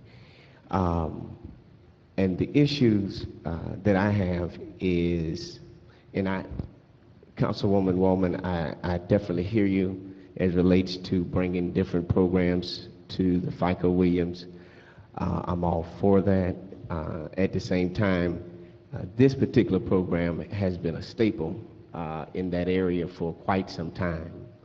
And they not only deal with recreational issues and academic issues, but I don't know what other proposal that could be out there that you'd like to bring in, because there are persons in that community that children are committed to these programs. It is a quality of life issue, and I think what you're saying is, building another building could take care of the issue, but I think breaking up a program that's already been broken up because the PAL center is not available, I just don't know how do we whether those kids go, where do they go, what other means, and these programs are funded totally by the Children's Trust. And these have been programs that have been in our community for years. Where would the kids go? How would that? What else would you bring in that could not be integrated into what's already present? If I may answer that question, that's what I'm trying to find out. That's what I'm trying to find out, because it's difficult. It's very difficult, and that's why I'm so concerned as to why the PAL gym is no longer available to us. Well, the issue. I'm sorry. Yes, go ahead. In any capacity, as far as this program goes. Yeah, that's my concern too. And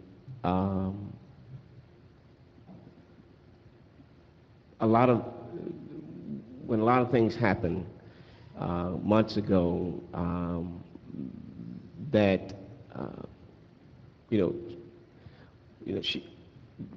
South Bay Weedency had to have an exit strategy to discontinue the program over there. And so the only means in which the exit strategy was to compromise was FICO Williams. And since that is now under the direction of Park and Recs, here we have this agreement. And my issue is with, number one, with the agreement, is that they've never had an agreement before. They've never paid rent before. And now we're asking them to programmatic that expense into their program. And I just don't know how it's going to work with all of the children that is affected by this program. So if you're saying, you know, I don't know where the children are going to go, all of them, and how it's going to be a consistent and concise program, because they were using both facilities for different things. And, you know, so my issue is, after Robin addressed the issues that Captain Washington has brought up, then that's a realistic conversation to see. But I don't know if you're saying remove some of the programs from FICA Williams so it can become the community center that everybody could utilize. I think those kids there are utilizing it, and the programs there have been helpful. And you know, where else are they going to go? Mr. Shelley. Thank you, Mayor.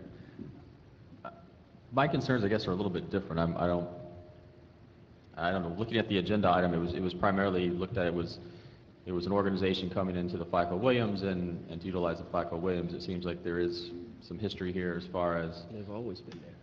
other things. And so my biggest concern, I guess, my point that still exists and was when I walked into this meeting, dealt more with the waiving of rent. You know, if we have an organization that wants to use one of our facilities, then it's a matter of what other programming would these other organizations provide? Can other organizations provide similar programming and afford the rent?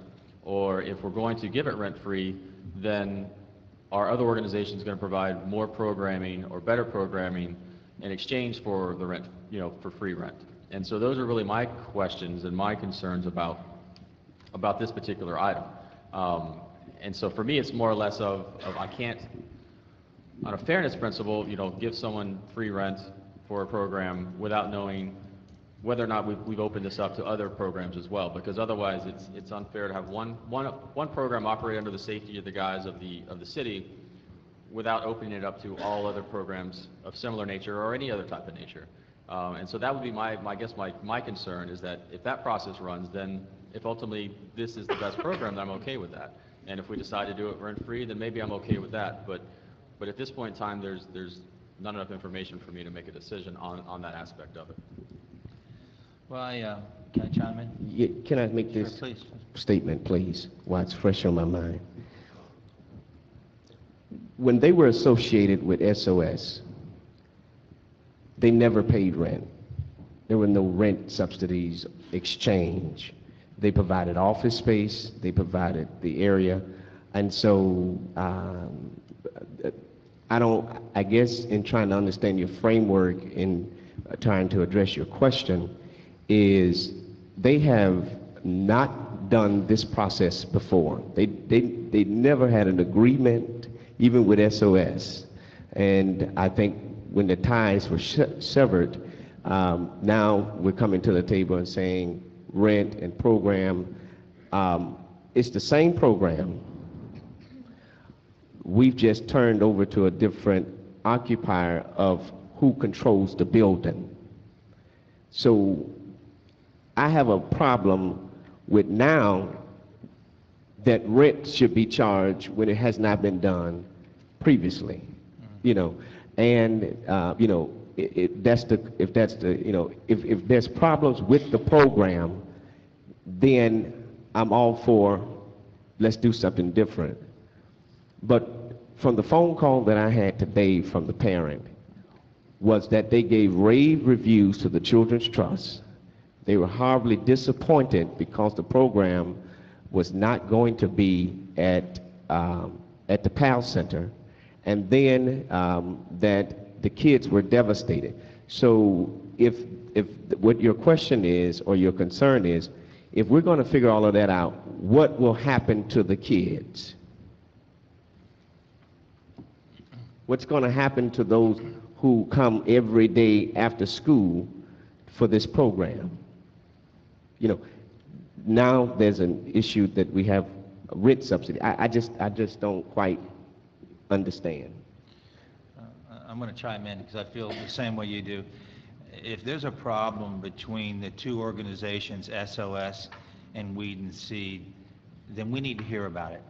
We need to be straight up with us, and we need to hear about it, both sides. Because we are taking these young children and we're using them as pawns, and that is not fair. And I won't vote for it, and I won't stand for it. So I'm with you, Mr. Williams, 110%, because it's children first. It's not about bickering back and forth between two agencies. Let's get it right, and let's protect the kids. So you got my vote that we're going to stand with it and go forward with the same use. Because if the use was rent-free before with SOS, and now you're not with SOS, then it should be rent-free now. There's no difference in what you've done in the past. We've praised you numerous times of what a great job you've done. I've been over there to see what a great job you've done. I've helped you with the facility you're in now, and you do a great job. So there's got to be more to this story than what's here tonight. Mayor, if I may. Yes, ma'am. That's a great prelude to my comment. I feel like there's an elephant in the room. There is. And there may be more information that this council may not be privy to or aware of. And I think in order for us to make an informed decision, we have to know everything. And if there is tension between you and SOS and ties were severed, we need to understand what's going on as opposed to moving forward with this. Because I feel tension, I feel there's more information that's not being provided. So I think we need to put it out on the table so that we can make educated decisions. And my second question is, I guess originally there was an agreement that was arisen to, and you agreed to pay the $1,500, and then you came back and said you couldn't afford it. We were working with the Children's Trust, and they were going to see if they can find it in their budget, and they said to go ahead and move forward because we were the only ones serving the community, and they didn't want to see us go. However, they don't have it in their budget. So I had to go back. They were giving us, you know, the idea that we'd be able to put it in our budget, but they don't have it to give. Okay. And I understand your concerns, Councilman, that previously they didn't have to pay, there was no agreement. So why now? There's more information that's not on the table, and we need to come clean with it. Mayor, Let her finish. I agree. There's two elephants in the room. And you know, we have to know, we can't make decisions unless we know what happened. You know, why did it happen? If there is a rift or whatever. So, Mayor, I agree with you. I think they should go back, come back to us. And if there is a rift, it shouldn't be at the children's expense. Exactly, I agree. Can I offer one other thing for the sake of time? Because I think I'm hearing something consistent from all of you, which is you all are concerned about providing for the children. So that's one thing I think there's consensus for. So whether it's this organization or another organization seems to be something that's potentially at issue. If we're going to try to get you more information about this organization, do you want us also to research how alternative ways to service these children beyond this organization so that at least you have some options? Because I am a little concerned about the time frame, and also, you know, we do have kids that, you know, there's disruption. So if you think you might go in an opposite direction here, we can try to figure out if there's another way to provide the services. Because this, as a staff, from a staff perspective, we really have two issues. Issue number one is this a service that you want to provide for the children or not? Because there's one view of this, which is that they can find another location and the service will still be provided. But again, that's not a judgment as much as it is as you look at what's happening here.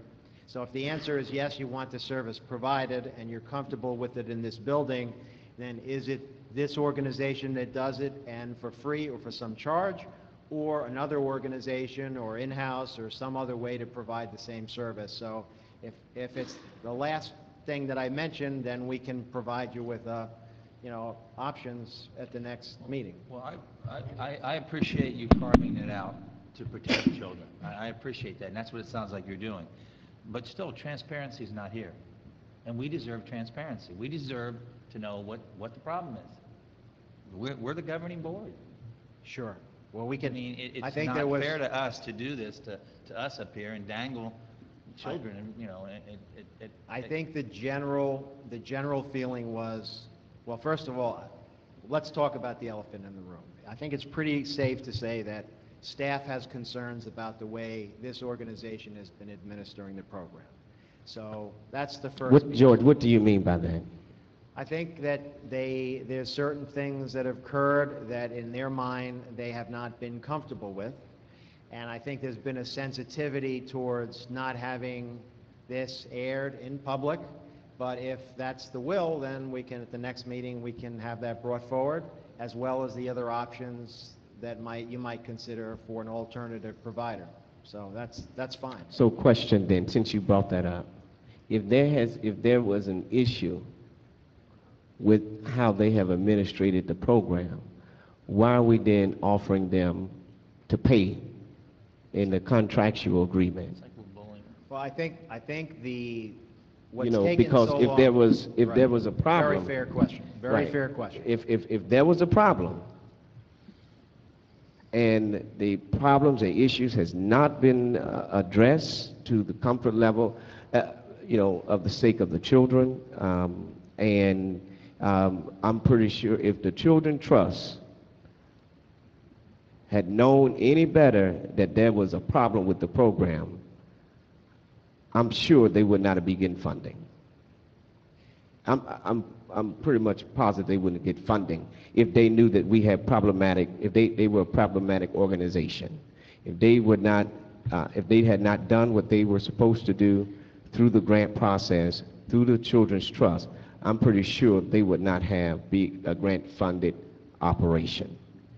How can we say that the staff has issues with them, but yet we're offering them a contingency of a contract and have them paying if there's issues in our facility? I hear what you're saying, but then what is being brought to us today is something different than what you're saying. Because if there was an issue, then they shouldn't be here trying to work out this agreement. I think that's a very fair point, and I can address it, I guess, with an analogy. Let's use this building, and we have a weight room next door. The previous arrangement would be, or the existing condition prior to Parks coming to you was, we have some sort of a partnership to provide services for weight training. And the staff is not happy with the way things are going, and there's a lot of discussion back and forth, and this discussion has been going on for months and months. Finally, luckily for the police department, the time ran up and no longer has a partnership anymore with this weight group. And now we're saying, this weight group says, you know what, now that Parks is in charge, we just want to rent the space, and we'd like to use the space. So what Parks is basically saying is, look, if you want this group to have that space, you as policymakers are free to give your space to anybody you want or charge rent for your space. But in terms of us taking responsibility for that program, we don't particularly care for that concept. But that doesn't mean that you as policymakers can't give the space to whoever you want. And so that really is the difference between the two. Initially, when the police department had it, it was more like a partnership with SOS, and there was, Right. It was more of they're providing service, as opposed to now they're taking some space. Right, and they're still providing service to the community, to the same kids, to the same persons or people that within that area. My only issue, and let me just be quite frank, because I didn't really want to go here.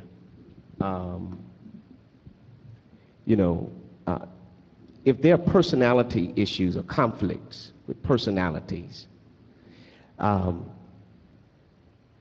because of whatever had transpired, the kids are not to be caught up in that. It's a viable program, it has worked. If not, the Children's Trust would not continue to fund them if they did not provide the needed services and if they didn't come and see to know that.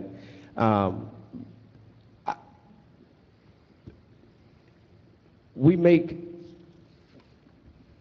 certain things happen for everywhere within this city. We give land away for $1 a year, and we offer persons buildings for free and all of that. I can't get in my mind why the concept is to charge this particular organization that has been doing the work, providing services for the persons in that community, and now it's a questionability of can they do it, or that we have problems with this particular entity. My personal opinion is that there are personality differences and conflicts, and now we have children that are at stake because there are personality differences. And what do we do with the kids that has nothing to do with this? Why are they being subjected to not knowing the possibilities if they're going to have a program there come Monday morning or afternoon? That's my issue with this. And I think if you know, persons, I think if, you know, allegations are going to be out there, then there ought to be a forum to deal with that. And going forward, if it was so bad, why are we here tonight discussing this issue? Yeah, and that's just where I want to clarify, because the item on the agenda tonight was not to kick them out, not to pass judgment on how they're running their program, but rather... But that's what we have opened it up to. You have said that staff has concerns about the way they administer the program. To me, I interpret that as that there's credibility issues with the program, and you know, that obviously there's issues, but for the sake of keeping everything to be copacetic, this is what the agreement is tonight. And so when you say those things and then say something else, it just to me doesn't make sense. That's all I'm saying.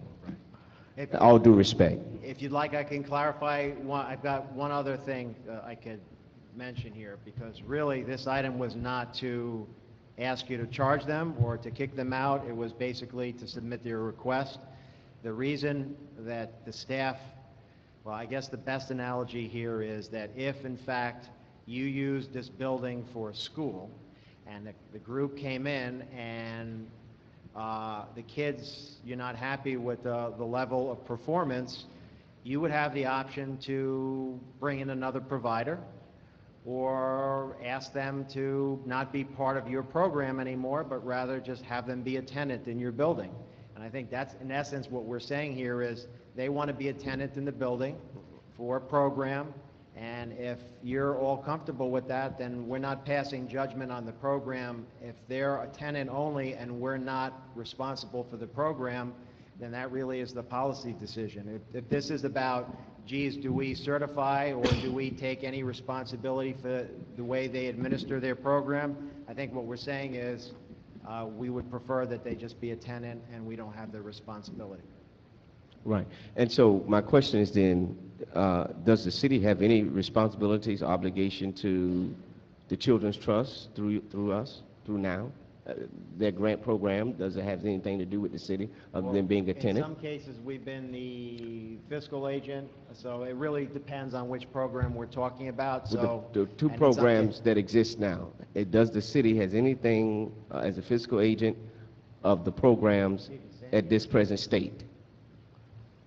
No, sir, not anymore. Okay. With the Wait and See program. Okay. All right. So basically, the city has no responsibilities, obligations as it relates to a physical agent.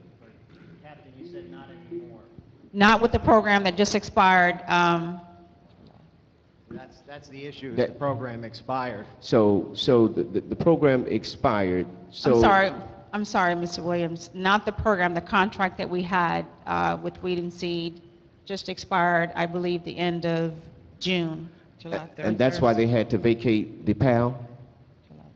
No, they vacated PAL because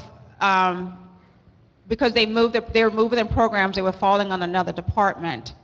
So in other words, since the program was no longer under the police department where the PAL program falls under, they moved everything over to Parks and Rec. And Okay, also- I think we're getting two things confused. We're getting programmatic things confused, and then we're getting fiscal agents confused. What I'm saying is that,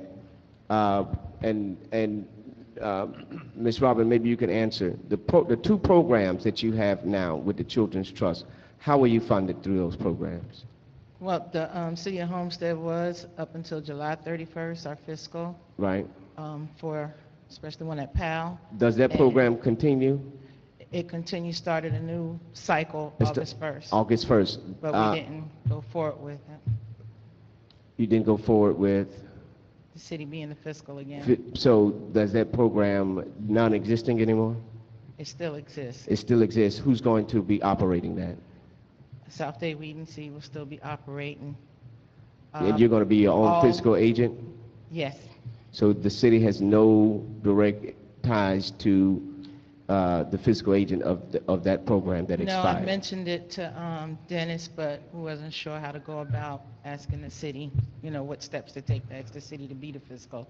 But currently, we are our own fiscal, and we've been awarded $320,000 For that program that was at Fall three. PAL Jam? Also, One at Coun- PAL was 90-something thousand, yes. Okay. If I could, also the chronology of this was when the police department, SOS, had concerns, it was a letter that we received from their organization that said, okay, well, we would like to do our own thing, but can we use the building? Mhm. And so that's really the genesis of this. Okay, so I said, okay, well, go negotiate with Parks, because the one thing that we did insist on, and of course it's ultimately your decision, but we felt if you're going to have a tenant in the building, we need to have some sort of an agreement, because Right. in the past there wasn't any agreements, and insurance and those kind of things. But in terms of why this is on the agenda, because they said we're going to do our own thing, but we'd like the space, and so we tried the best as we could to negotiate all the pieces, and if they were willing to pay the fee, and it was ordinary course of business like all these other organizations, either they're going to pay the fee and you're okay with it, or they're going to get a waiver and you're okay with it. That's really the only thing we were asking for tonight. And the other passed, she sent the letter and we processed it as best as we could. Okay, all right. Okay, thank you. Mr. Mayor? Yes, Ms. Shelley.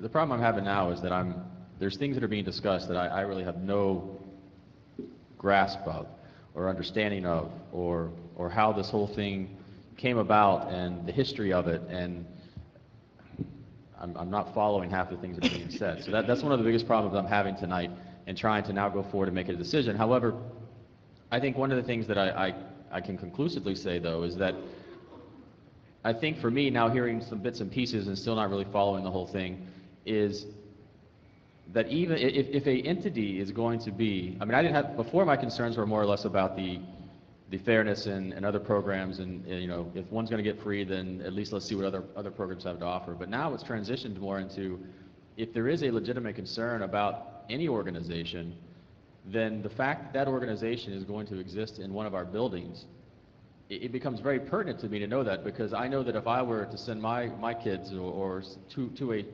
a program and it was out of a city building, I would have a higher standard for that program, thinking that the city endorsed it or the city somehow believed in that program. And so now to hear that there's concerns being raised about a program, and then to find out, well, we're okay renting to them, that does cause me concern, because I, as the decision maker, as the policy maker, I should still know that. I mean, when this was presented tonight, there should have been more background information, if there's reason to have it, and again, that seems to be the case, is I don't know what's going on here. I'm happy to address the distinction between the two, because I think that may be the confusion here, and I'm really trying not to escalate this into something that doesn't need to be. But if we had a space in this building for yoga, okay, there's two ways to go, right? Well, The no, people in the building want to use yoga. They want to do yoga, right? But go ahead. Not done to stop you, but at the same time, me personally, I got the analogy. I understood the first time you explained it, and I would agree maybe when you're dealing with adult programming, you know, when you go into yoga or you go into, you know, personal training, maybe that's a little bit different, but when we're dealing with kids, you know, that's a little bit different. You're talking about a program that's providing services to kids, and so I know that we don't want to go to where we're throwing stones at each other, Right, and but we're see, trying. that's where I'm trying to clarify, because again, I'm worried about this turning into more than it is, okay? The reason I use the yoga analogy is because if in fact we're the fiscal agent for the yoga program. Right, but I don't understand anything what you're saying. The fiscal agent and programming, all the things that Councilman Williams was asking questions about, I don't understand that. I don't know how that process works. Meaning and the so- funding comes in and we're responsible for the way they spend their money and the way they administer their program. That's a much different standard for us. So even if people aren't walking in and there's danger in the yoga program, and somehow the people participating in the yoga program, I'm not saying that they necessarily at risk. What I'm saying is that there's certain elements of administration of that funding grant is where staff might have that concern. And so if the elected body says, okay, but we still want yoga, and there's a bunch of people that go to that yoga class that like it, well, the staff is willing to say, look, if you really want that yoga program there, as long as we're not responsible for accountability, if we're not for quality, we're not responsible for the instructors, unless there's some reports that people are breaking their legs in yoga or there's some health or safety issue, ultimately, if you want to rent your space out or give your space away for yoga, we're not taking the position that the yoga customers are in danger per se, because if they were in danger, we would have shut the program down right away. And so I think as we talked about with the police department, they had concerns about the way this program was being administered. They had communication issues, clearly. A couple of incidences involved health and safety, but it seemed like they were minimal and they got handled. Whether they were running the program up to everyone's standards, I think you have one group that would say they're just fine, and you have another group or individuals might say they'd prefer to be done somewhere else. I just don't feel, for me, we're not yoga experts. We don't really want to take responsibility for this, other than if you want the yoga program, we can either look at renting the space out to a yoga provider or another provider, or we can figure out how to train the staff to do our own yoga program, or we could have no program at all, or if you want to rent the space out to a provider, you want to charge them or give it to them for free. But we don't really want people running out here saying after this meeting, my God, the children are at risk, and shut the thing down, because if that were our point tonight, I would say we would have shut them down long ago, although they did have concerns, and you know, it got to the level where they had concerns but were not willing to shut the program down. But then as the contract expired and the request came in for we'd like to take the space, it comes down to the decision of whether you want this group to provide that service or another group to provide a service, or have that group take their kids and go someplace else. Okay, and I understand that. So if what you're saying, there's no concern about the program itself, it was more the administration of the program, that's one thing. I guess I was delivering two messages. One was, I don't understand this process where we are today. And so I won't make any decision on what I know as I sit here right now. So until I have a better feeling of the history of this thing, there's no way, I have no frame of reference, I have no way of making a decision on whether to continue or not continue. And then the second point I guess I was trying to make is making sure that we as a city have a higher standard on who we rent space to. Because if there is concerns about things, I mean, that's something that I think there is a little bit of a higher standard that we need to hold ourselves to and our vendors to and people we rent space to in city buildings. Because I know as a resident, I would think that those people that are inside city buildings have been vetted more thoroughly than, say, someone who's just in a storefront. And so I guess that would be my other concern, is that maybe the levels of concern weren't high enough to remedy that here, and that's fine. That's good to hear that the children weren't in any danger. The program itself wasn't being determined to be a bad program, so that's good. I'm glad to hear that.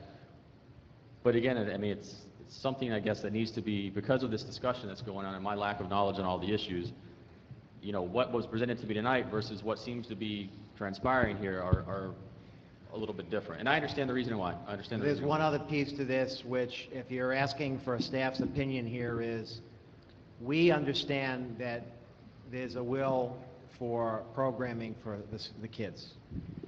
We are not in a position to say that providing for those services, this is the best organization to go with, because we haven't done a process. They were here, they've been doing it, so we're not willing to say this is the best way to do it, that this is a standard that we are willing to accept. We're saying that the letter came in, they've requested this. If we were starting from scratch and you all said we want to do a program for kids, we would have a process and come back to you with some sort of best recommendation on what's the best way to administer the program. And this is basically a little different, which is possession is 9/10 of the law. They've been there for a while. They want to stay. And if they stay, the question is that it? And are they there permanently? And again, that's all your decision to make. But in terms of process, this certainly wouldn't be the ideal way to address this. Mr. Mayor? Yes. It's Richard. I just have a comment to Councilman Shelley. I am concerned a little bit about taking the approach that that we need some sort of by renting to someone, that the city puts some sort of seal of approval. I mean, almost on every single agenda, I see we have groups that want to come and use the Harris Field. They want to use the FICO Williams Center and all of those things. And one of the things that I think we need to move in the other direction. I mean, for instance, if we rent Harris Field to someone and something happens there, then I'm concerned about the city's taking on any liability for that. And what we try to do in these contracts that we have is move totally in the other direction. In other words, somebody rents space from the city. You're renting space from the city.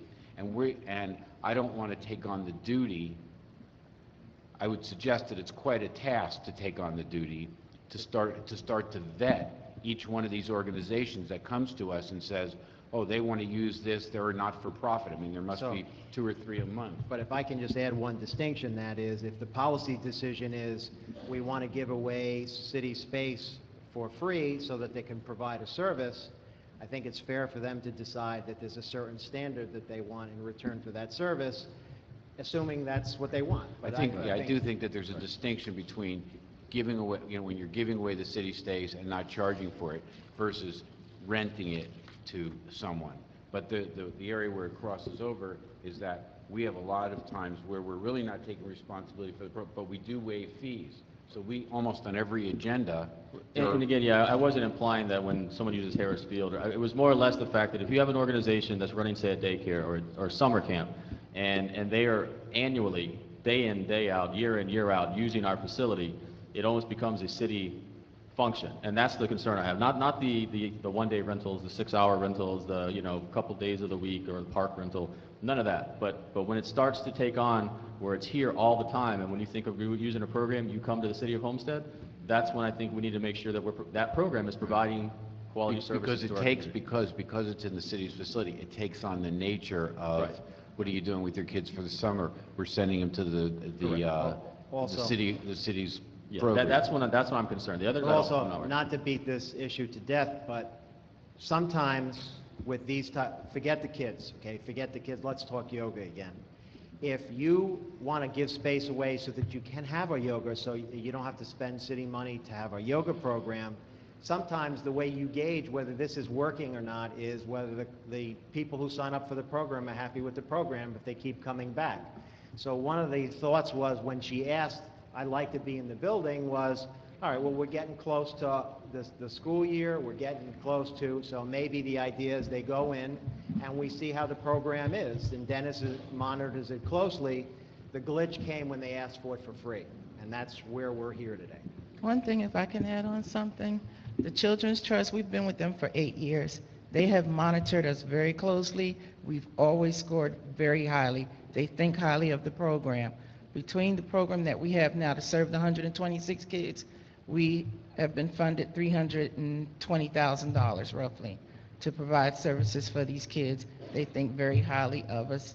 They monitor us fiscally, programmatically, administratively, and we have proof of it. So it's never been a question about how the program runs. A lot of the families we serve, I guess because we were with PAL forever, we're serving some of their kids now. You know, some of the kids graduate and go to college, and I hire them in the summer. So that's what's going on with us. And I'm not sure, Councilman Shelley, we started out as part of the police department under the federal grant with Weed and Seed. The weeding was the Homestead Police Department, weeding the community of crime, and we brought in positive programming. That was the seeding component. So this has been going on since 1999. I think it was 99 when we started. And then you have to sustain with a federal grant, so that's when it became a nonprofit. Thank you. Councilwoman Walden. Thank you. I appreciate everything you do, Robin, I really do, but I think, just hearing my colleagues, I think there's enough of us up here who really want more information. And, you know, I went to Elephant Gone too, but I need more information. Because essentially, what we're doing is, you know, I didn't understand that first you wanted to pay rent and then you didn't want to pay rent. And that's, I don't want to discuss any of that right now. I just would like to have more information brought back to me so that I can make a very, you know, rational, intelligent decision. And of course, the children are my first priority. So I don't know if that means just allowing you to go ahead and continue your program. I don't know if that would be at POW Gym and FICO keeping it exactly the same until we make that decision, or how would that work?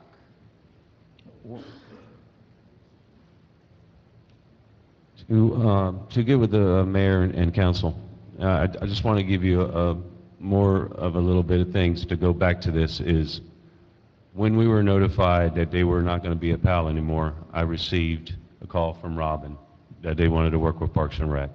I sat down with Robin and said, listen, to let you know, you're a 501. We know that you have programs. We know you're at FICO Williams.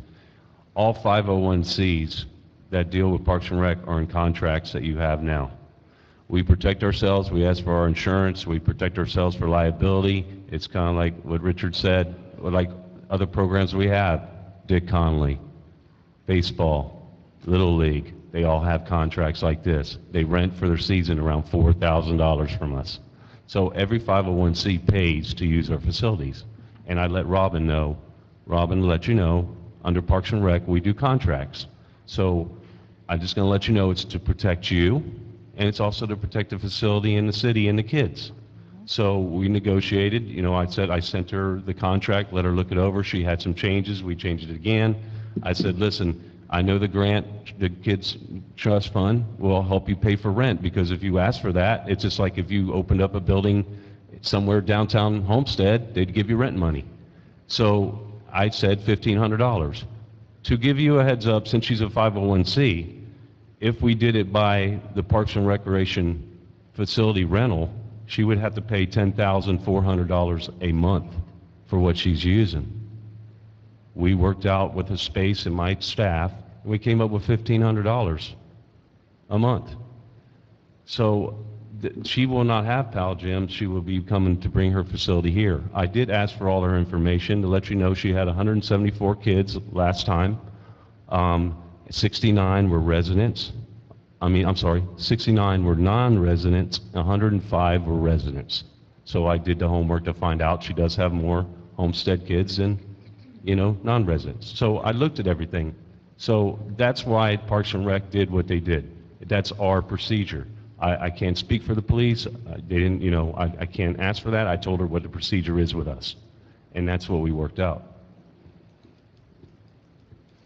Robin, let me question. You said $300 and something thousand was the grant you received? Correct. So you can't use any of that for rental? Is that what the problem is? No, the problem is because this was a 3-year cycle, and we're in that 3rd year. We never had the line item for rent, and then the trust said they didn't have the additional to even give us for that. Those dollars are being used for supplies, personnel, insurances, things such as that. So there's no way you can scale back and tighten up a little bit to pay them some sort of rent? Problem with that, then I might have to let staff go, and I got to keep a ratio. And I have 2 certified teachers and 5 instructors, besides my coordinators. So we were trying to come up with some fundraising efforts, and regardless, you know, try and do something. It's not that we don't want to, it's trying to get those monies together, so I can't put it in a signed document, yes, we'll give it to you, and then unable to raise the dollars. So, and that's why we still was going to do the deposit. We've been over at FICO for, I want to say 5 years, and thank God we've never had any incidents over there that there was any damage or anything. Do you feel NorPal. confident in the next cycle you could get rental money? Yeah, because I'd have to put it in up front, And when does that cycle start again? not until August 1st next year. We just started the new year, the new school year, so going forward. But like I told Dennis, we could put a deposit down. Yeah, I saw that. Okay, well, I think the council, we either cut the program back or we give it to them for $1 a month. It's one of the two. I mean, if the numbers, if And then the program, school starts back Monday, so we're supposed to begin Monday.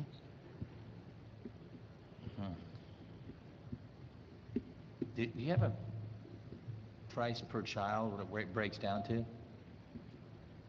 No, as far as from the grant dollars. I could divide that 300,000 into those To the 169 kids, but I was just curious because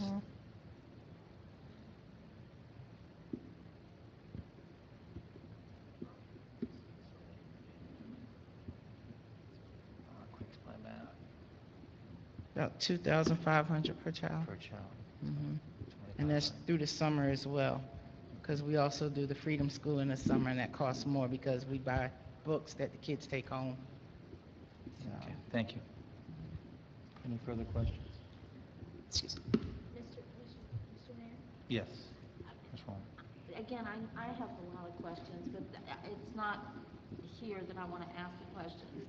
But does the Children's Trust just assume that you're going to have a free place to go?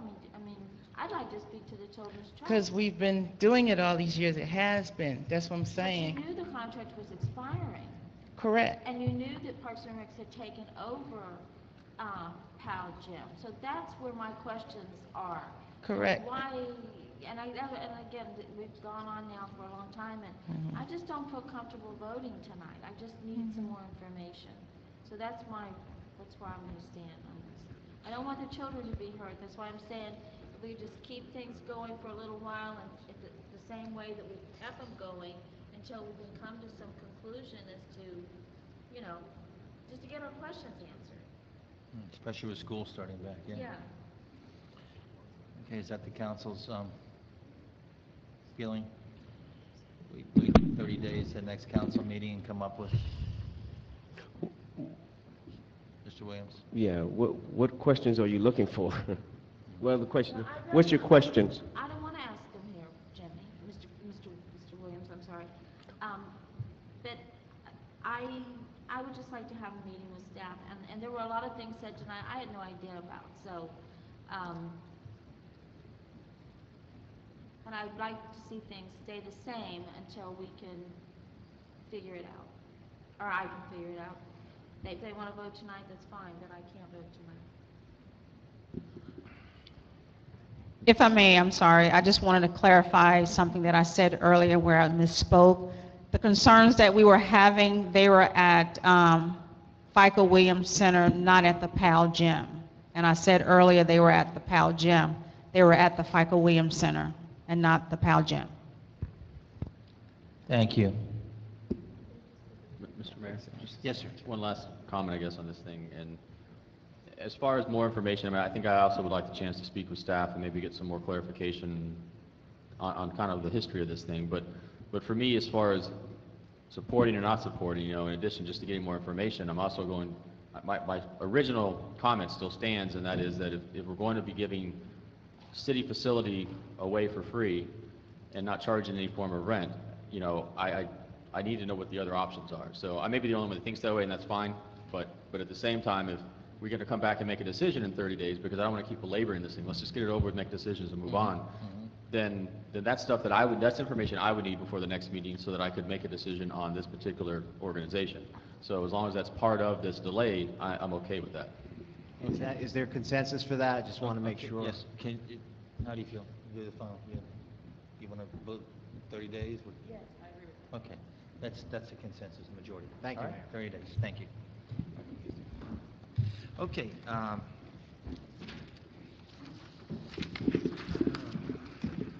next item on the agenda is card number 910. Here we go. Waiver of use fees for the use of Losner Park. No. Well, let me get staff before for Yeah, staff. we just talked about fees. Now you're going to waive them? Hair Now Beauty would like to host a cut-a-thon for the Susan G. Komen Foundation at Losner Park. The event is to raise funds and awareness for the cure of breast cancer and to give the salon professionals of this community an opportunity to give back of their time and talents. Hair Now Beauty is requesting the mayor and council authorize the city manager to approve waiver of usage fees in the amount of $125 for the use of Losner Park. I want to win, I want to get this. Sorry, missing our quorum. I know, we were just discussing that. We finally voted with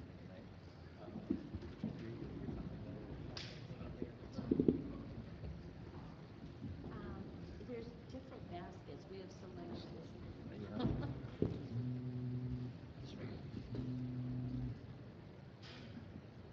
$3, $5. No, that didn't cover it. You could have just said, well, I agree.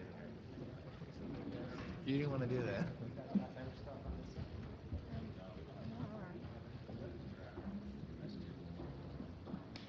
You want to bring another basket of goodies? We have more snacks. You have that basket that's in the other room?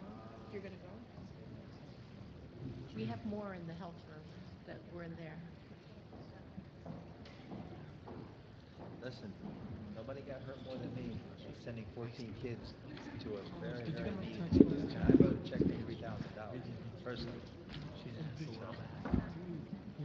Just the way it goes. Oh, yeah, the chairs, yeah. That's just it. Support. Mayor Hair Now Beauty would like to have their fees waived, $125. So moved. All in favor? Aye. All right, thank you. Card number 914, waiver of use fees for the use of William F. Dickinson Community Center. Staff report? Mayor, Councilwoman Waldman would like to host a breast cancer awareness at William Bill Dickinson Community Center on October 5th, 2013. The event is Give for Life Block Walk, door to door to give out information to educate women about illness and breast cancer.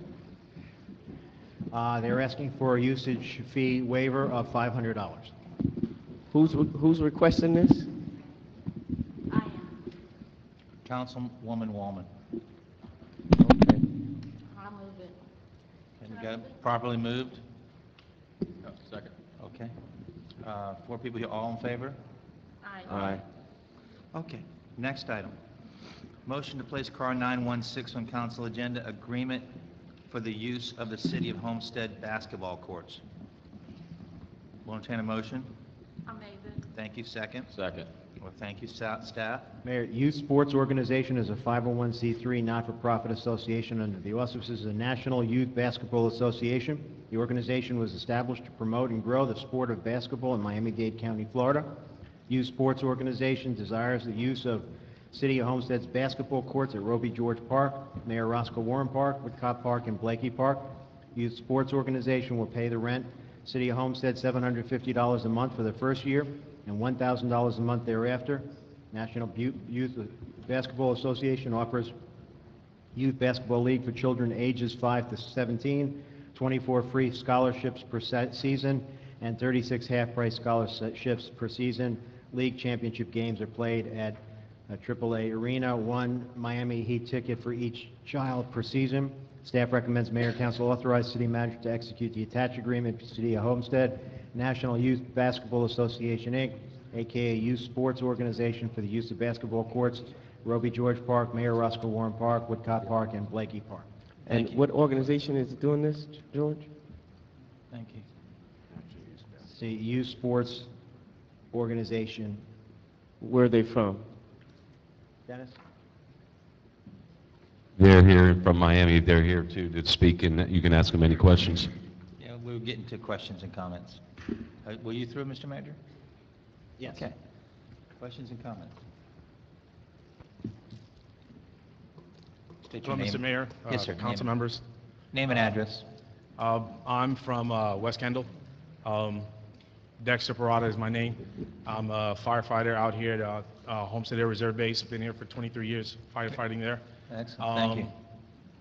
And our youth program is basically one that we want to help the kids grow in the communities. We've helped establish several kids through scholarships so that they can provide, unfortunately not every child can afford our tuitions. So we actually help them in providing with our National Youth Basketball Association and giving them the opportunity to participate. Twice a year, we participate in the American Airlines Arena, where the kids will actually portray themselves as NBA stars and play with their championship game in there. With that, we also offer the opportunity for the kids to high-five the Miami Heat players during the Thomas High Five Club, and we give them the opportunity to sit there and actually interact with the Miami Heat players. On several, yes, sir. Question. Sorry to cut you off. I think it sounds like a great program. How did you come across this particular process to do this agreement? Well, one day, to be perfectly honest, my cousin, my wife's cousin, lives in Homestead, and he basically drove by and saw Ruby George and told me, hey, there might be an opportunity for you to participate, bring your basketball league down here. We've been very successful with the communities up in West Kendall, Deerwood, Bonita Lakes, and we're now in Palmetto Bay, city of Palmetto Bay, and he basically brought the opportunity to me. I called Bodie over there at the parks. They went ahead and sat down with us in a meeting, and then that's when I met the rest of the crew and gave our proposal. Okay. All right. And how long have you said that this organization been in existence? The NYBA has been in existence for the past 6 years. Okay. We've worked closely with the Miami Heat in providing opportunities for kids. On several occasions during our All-Star Weekend, the Miami Heat brings out Bernie, championship trophy, cheerleaders, and interact with the youth in our program. Okay. During also the course of the time, we've had Tim Hardaway come out to our program, Carlos Boozer from the Chicago Bulls. They've come out to our program, and Anthony Hardaway's son has come out to our program.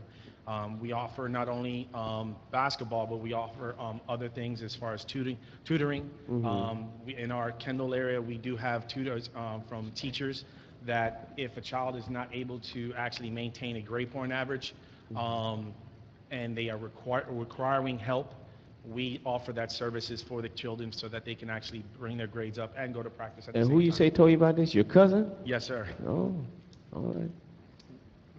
You just rolled by, huh? Yes, sir. All right. Well, thank your cousin for me, will you? Oh, I will. He's also a federal firefighter with myself. Oh, that's Okay. great. Okay, any further questions? Okay, all in favor? Aye. Nays? All right, item carries. Thank you, sir. Thank you very much for your time. Yes, sir. Okay, tab 9, Committee of the Whole, Move it, Mayor. thank you, June 11th, 2013 minutes. We got it moved and second. Thank you. All in favor? Aye. Thank you.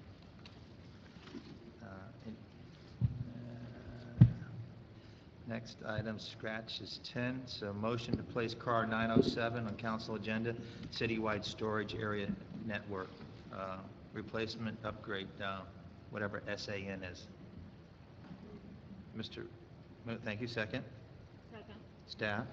Mayor, it's staff's recommendation, the mayor and council approve the attached resolution and authorize the city manager to execute a contract agreement with Dell Marketing LP for the purchase of a storage area network, SAN, in accordance with the state of Florida contract 250-00009-1 at a cost of $122,676.73. Okay, questions from council? Hearing no questions, all in favor? Nays? No nays? Okay, motion carries. Motion to place car number 901 on council agenda, utility finance, management analyst study, water and wastewater system. Okay, second. Okay, staff. Mayor, staff recommends that mayor and council approve the proposal submitted by CDM Smith for engineering professional services to conduct a utility, financial, and operational management analysis study of the city's water and wastewater systems. Study will provide an analysis of the water and wastewater utility in order to evaluate current rates, means, and resources to become self-sustaining for current customer-based usage and future city growth. Questions from council? All in favor? Aye. Nays? Item carries. Tab 13, motion to place car 904 on council agenda, utility finance operational analyst study, solid waste. Motion? Thank you. Second? Second. Thank you, staff. Staff recommends mayor and council approve the proposal submitted by CDM Smith for engineering professional services to conduct a utility, financial, and operational management analysis study of the city's solid waste system. Study will provide analysis of the solid waste utility in order to evaluate current rates, means, and resources to become self-sustaining for current customer-based usage and future city growth. George, question. We're gonna use these studies to see if we need to adjust our rates? Yes. And in the comparability to other municipalities that size, and Yes. what's the cost of this? $26,400. What?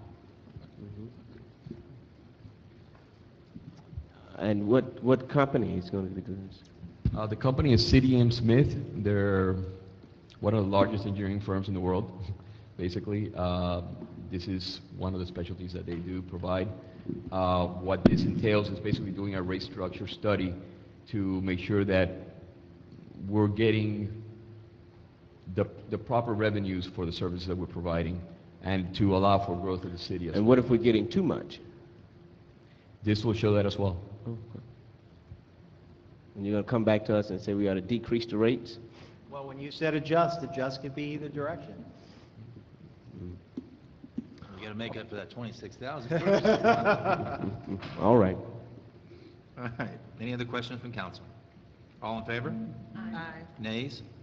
Item carries. Next item is Finance Committee. Motion to place car 900 on council agenda, auditing services contract with LLP Accounting and Advisors. Motion to move it on? Move it. Second? Second. Staff? Staff recommends mayor and council authorize city manager to renew the contract with Markham LLP Accounts and Advisors for auditing services for an additional 1 year, a total amount of $131,500. This contract covers auditing services for financial audit, federal single audit, state single audit, and special compliance audit for the fiscal year ending September 30th, 2013. Subsequent annual renewals may be mutually agreed to. Questions from council? I have one. Did this go up or down? Went down a little bit. Oh, and it went down? I'm glad I asked that question then. Good deal. All right. All in favor? Aye. All right. Nays? Item carries. Tab 15, Public Safety Committee. Let's see. Motion to place car number 871 on council agenda for the Coalition Against Domestic Violence Grant Award. Thank you. Second? Second. Staff? Homestead Police Department has applied for and received a 1-year grant from the Florida Coalition Against Domestic Violence in the amount of $149,472.50. This grant will fund 1 full-time detective, $69,979.50, 1 full-time and 1 part-time SOS victim advocates, $78,000 contractually, and office supplies, $1,500. This grant is to increase the number of domestic violence, sexual assault, dating violence, and stalking arrests while providing extensive support services to the victims. Staff's recommendation, the mayor and council approve the grant contract and resolution between the Florida Coalition Against Domestic Violence and the City of Homestead. Thank you, sir. Questions or comments, council? Hearing none, all in favor? Aye. Nays? Item carries. Okay, tab 16, card 911, FY 2014-2018, proposed capital improvement projects. Mayor, I have a question before I move it. Sure. Go Do ahead. we have an estimated time frame of how long this presentation will last? We can do it the easy way or the hard way. Easy one. We can All in do favor? just a general summary, or we can go through every slide, whatever your preference is. Time frame for both? Julio can do the summary in about 5 minutes, and if you do the slide by slide, it could be 15. Julio, what do you think? If we do slide by slide, there's 110 slides. So, A minute a there's slide. one per project. This presentation basically follows up with what we did last year. It was basically proposed a 5-year program for CIP. So you've seen a lot of these projects. Some of these projects are continuation of projects from last year. Others are new projects that are supposed to start this year. What this presentation covers is basically the projects that are budgeted for this particular fiscal year. So do you have it on a CD somewhere? Well, each council member got a package, and basically all the information that we're providing here, it's in the package that you have, which includes informational summaries for each one of the capital improvement projects, as well as the summaries and the budget impact for each one of the Mayor, projects. there's another thing we can do too, is we can meet individually if people have questions, and we can put it on, it'll be in the budget book for part of the budget presentation, and you can do it that way too. Actually, in fact, last year we did the full-blown presentation because it was the first year of a 5-year program. It was the first year we did it, so we just wanted to replicate that just to give you the opportunity if you wanted to do the same thing, but we're perfectly comfortable having it as part of the budget hearing as well. If that's your preference. Just in the short version, just tell us, what do Mr. we Mayor? have? What are we spending over 5 years? I- Hey, Mr. Mayor. Yes, sir. I had a quick question procedurally, I guess. Yeah, because I'd rather meet, I liked that last year. I was able to meet with you, or staff in general, and go through each request, and I was able to ask questions. But after the presentation tonight, what's the next step? It just goes automatically onto the CIP for the budget as a whole? Generally, why we like to have the conversation about CIP first is that if we've gotten completely wrong and you want a lot more money for projects, it's important for us to know that, so as we're finalizing the general fund budget, if some of that money has to come from general fund, we need to adjust accordingly. Not to say that we can't do it between budget hearing 1 and budget hearing number 2, it just gives us a lot less time.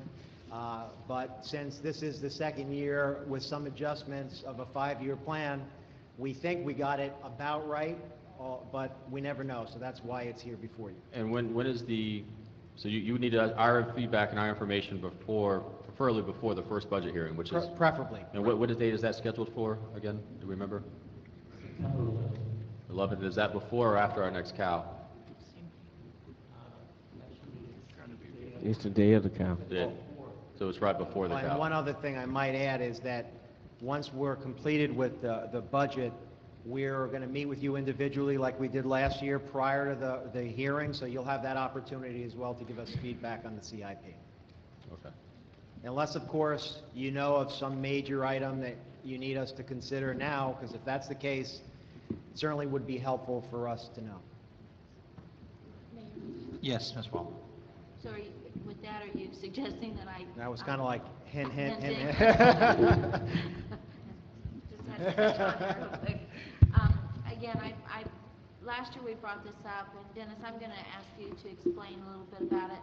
And last year we didn't do it, but with all the need, I mean, for example, our summer camp, we're just lucky that we were able to have our summer camp where we had it last year, or this past summer. I mean, we were just running out of space. So I would just ask my colleagues to please consider this, and I think after Dennis explains it, it might make a little more sense.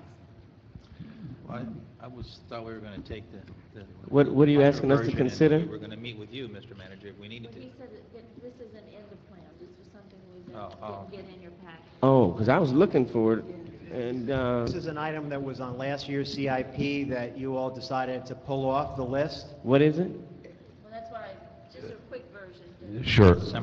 Mayor, Council, what it is, it was a CIP at Mayor Roscoe Warren Park where we wanted to construct a 3,000 square foot building with an activity room, kitchen, and a boys and girls bathroom. This will help us out with our, we have so many 501Cs for the programs, and we do coaches clinics, and we also can use this for rentals for like parties and stuff like that, and we were looking at this direction last year to build this for construction. You're asking us to construct a building? Yes, sir. We sure spend a lot of I mean, wait a minute. Y'all really know how to throw me off. It's just for consideration. What was the cost of that What? last year? What's The- about $200 a square foot times No, three? there were grants. That's Yeah, 670. there was grants that we could look at for it, but also we have to get the construction and the architectural drawings and stuff like that. We estimated at 700,000. Oh, it was pretty close, wasn't it? And can you tell talk me I don't know about the my grants, and you feel that they're still available, Dennis? There are grants for buildings, so we are looking at that for grants. I think we did the bathrooms at the Dick Conley football fields, the Florida grants land, and so we can look at that as a matching grants, so we can look at them, so to help us out with it, but we just put the budget of 700,000. So if you're comfortable, we could just move it to the to-be program column and come back to you, assuming we can identify funding sources, but we didn't want to do that since you gave us clear direction at the last year that this was not to be part of the program, so really a decision. I certainly wouldn't recommend general fund money for this, because we really don't have a lot to spend, but again, that's your decision.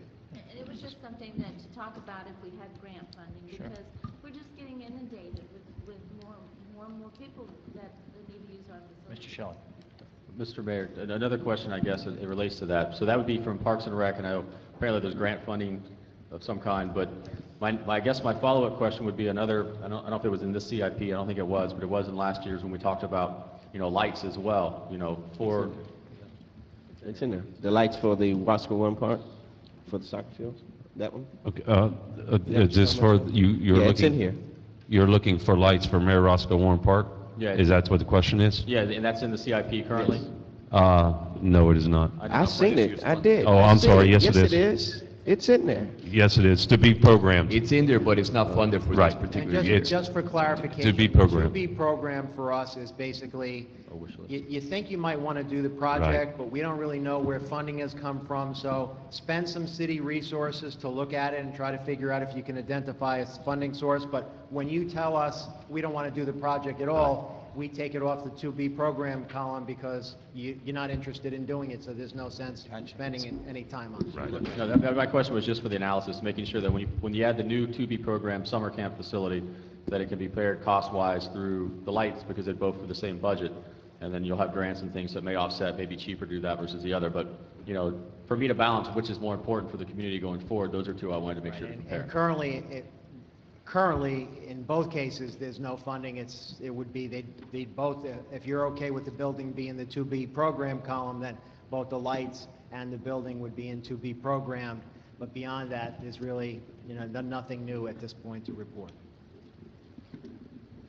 Mr. Mayor? Yes. And just for clarification, so before you mentioned, you didn't think that was the best use of general funds, and so either one of those would still be general funded, even in the 2B program column, is that what you're...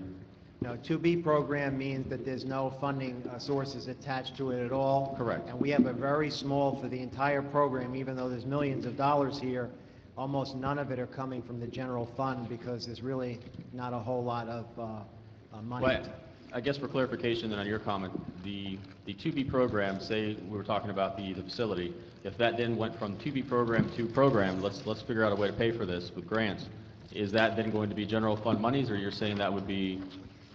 If, once it's on the 2B Right. program list, if in fact staff finds a way outside of the general fund to fund this and they want to bring it back to you, then it would be your decision to put it on year 1, 2, 3, 4, 5, based Okay. on the funding source. Okay, I just wanted to clarify, yes, thank you. Okay, any further questions? Motion to adjourn. Thank you. All in favor?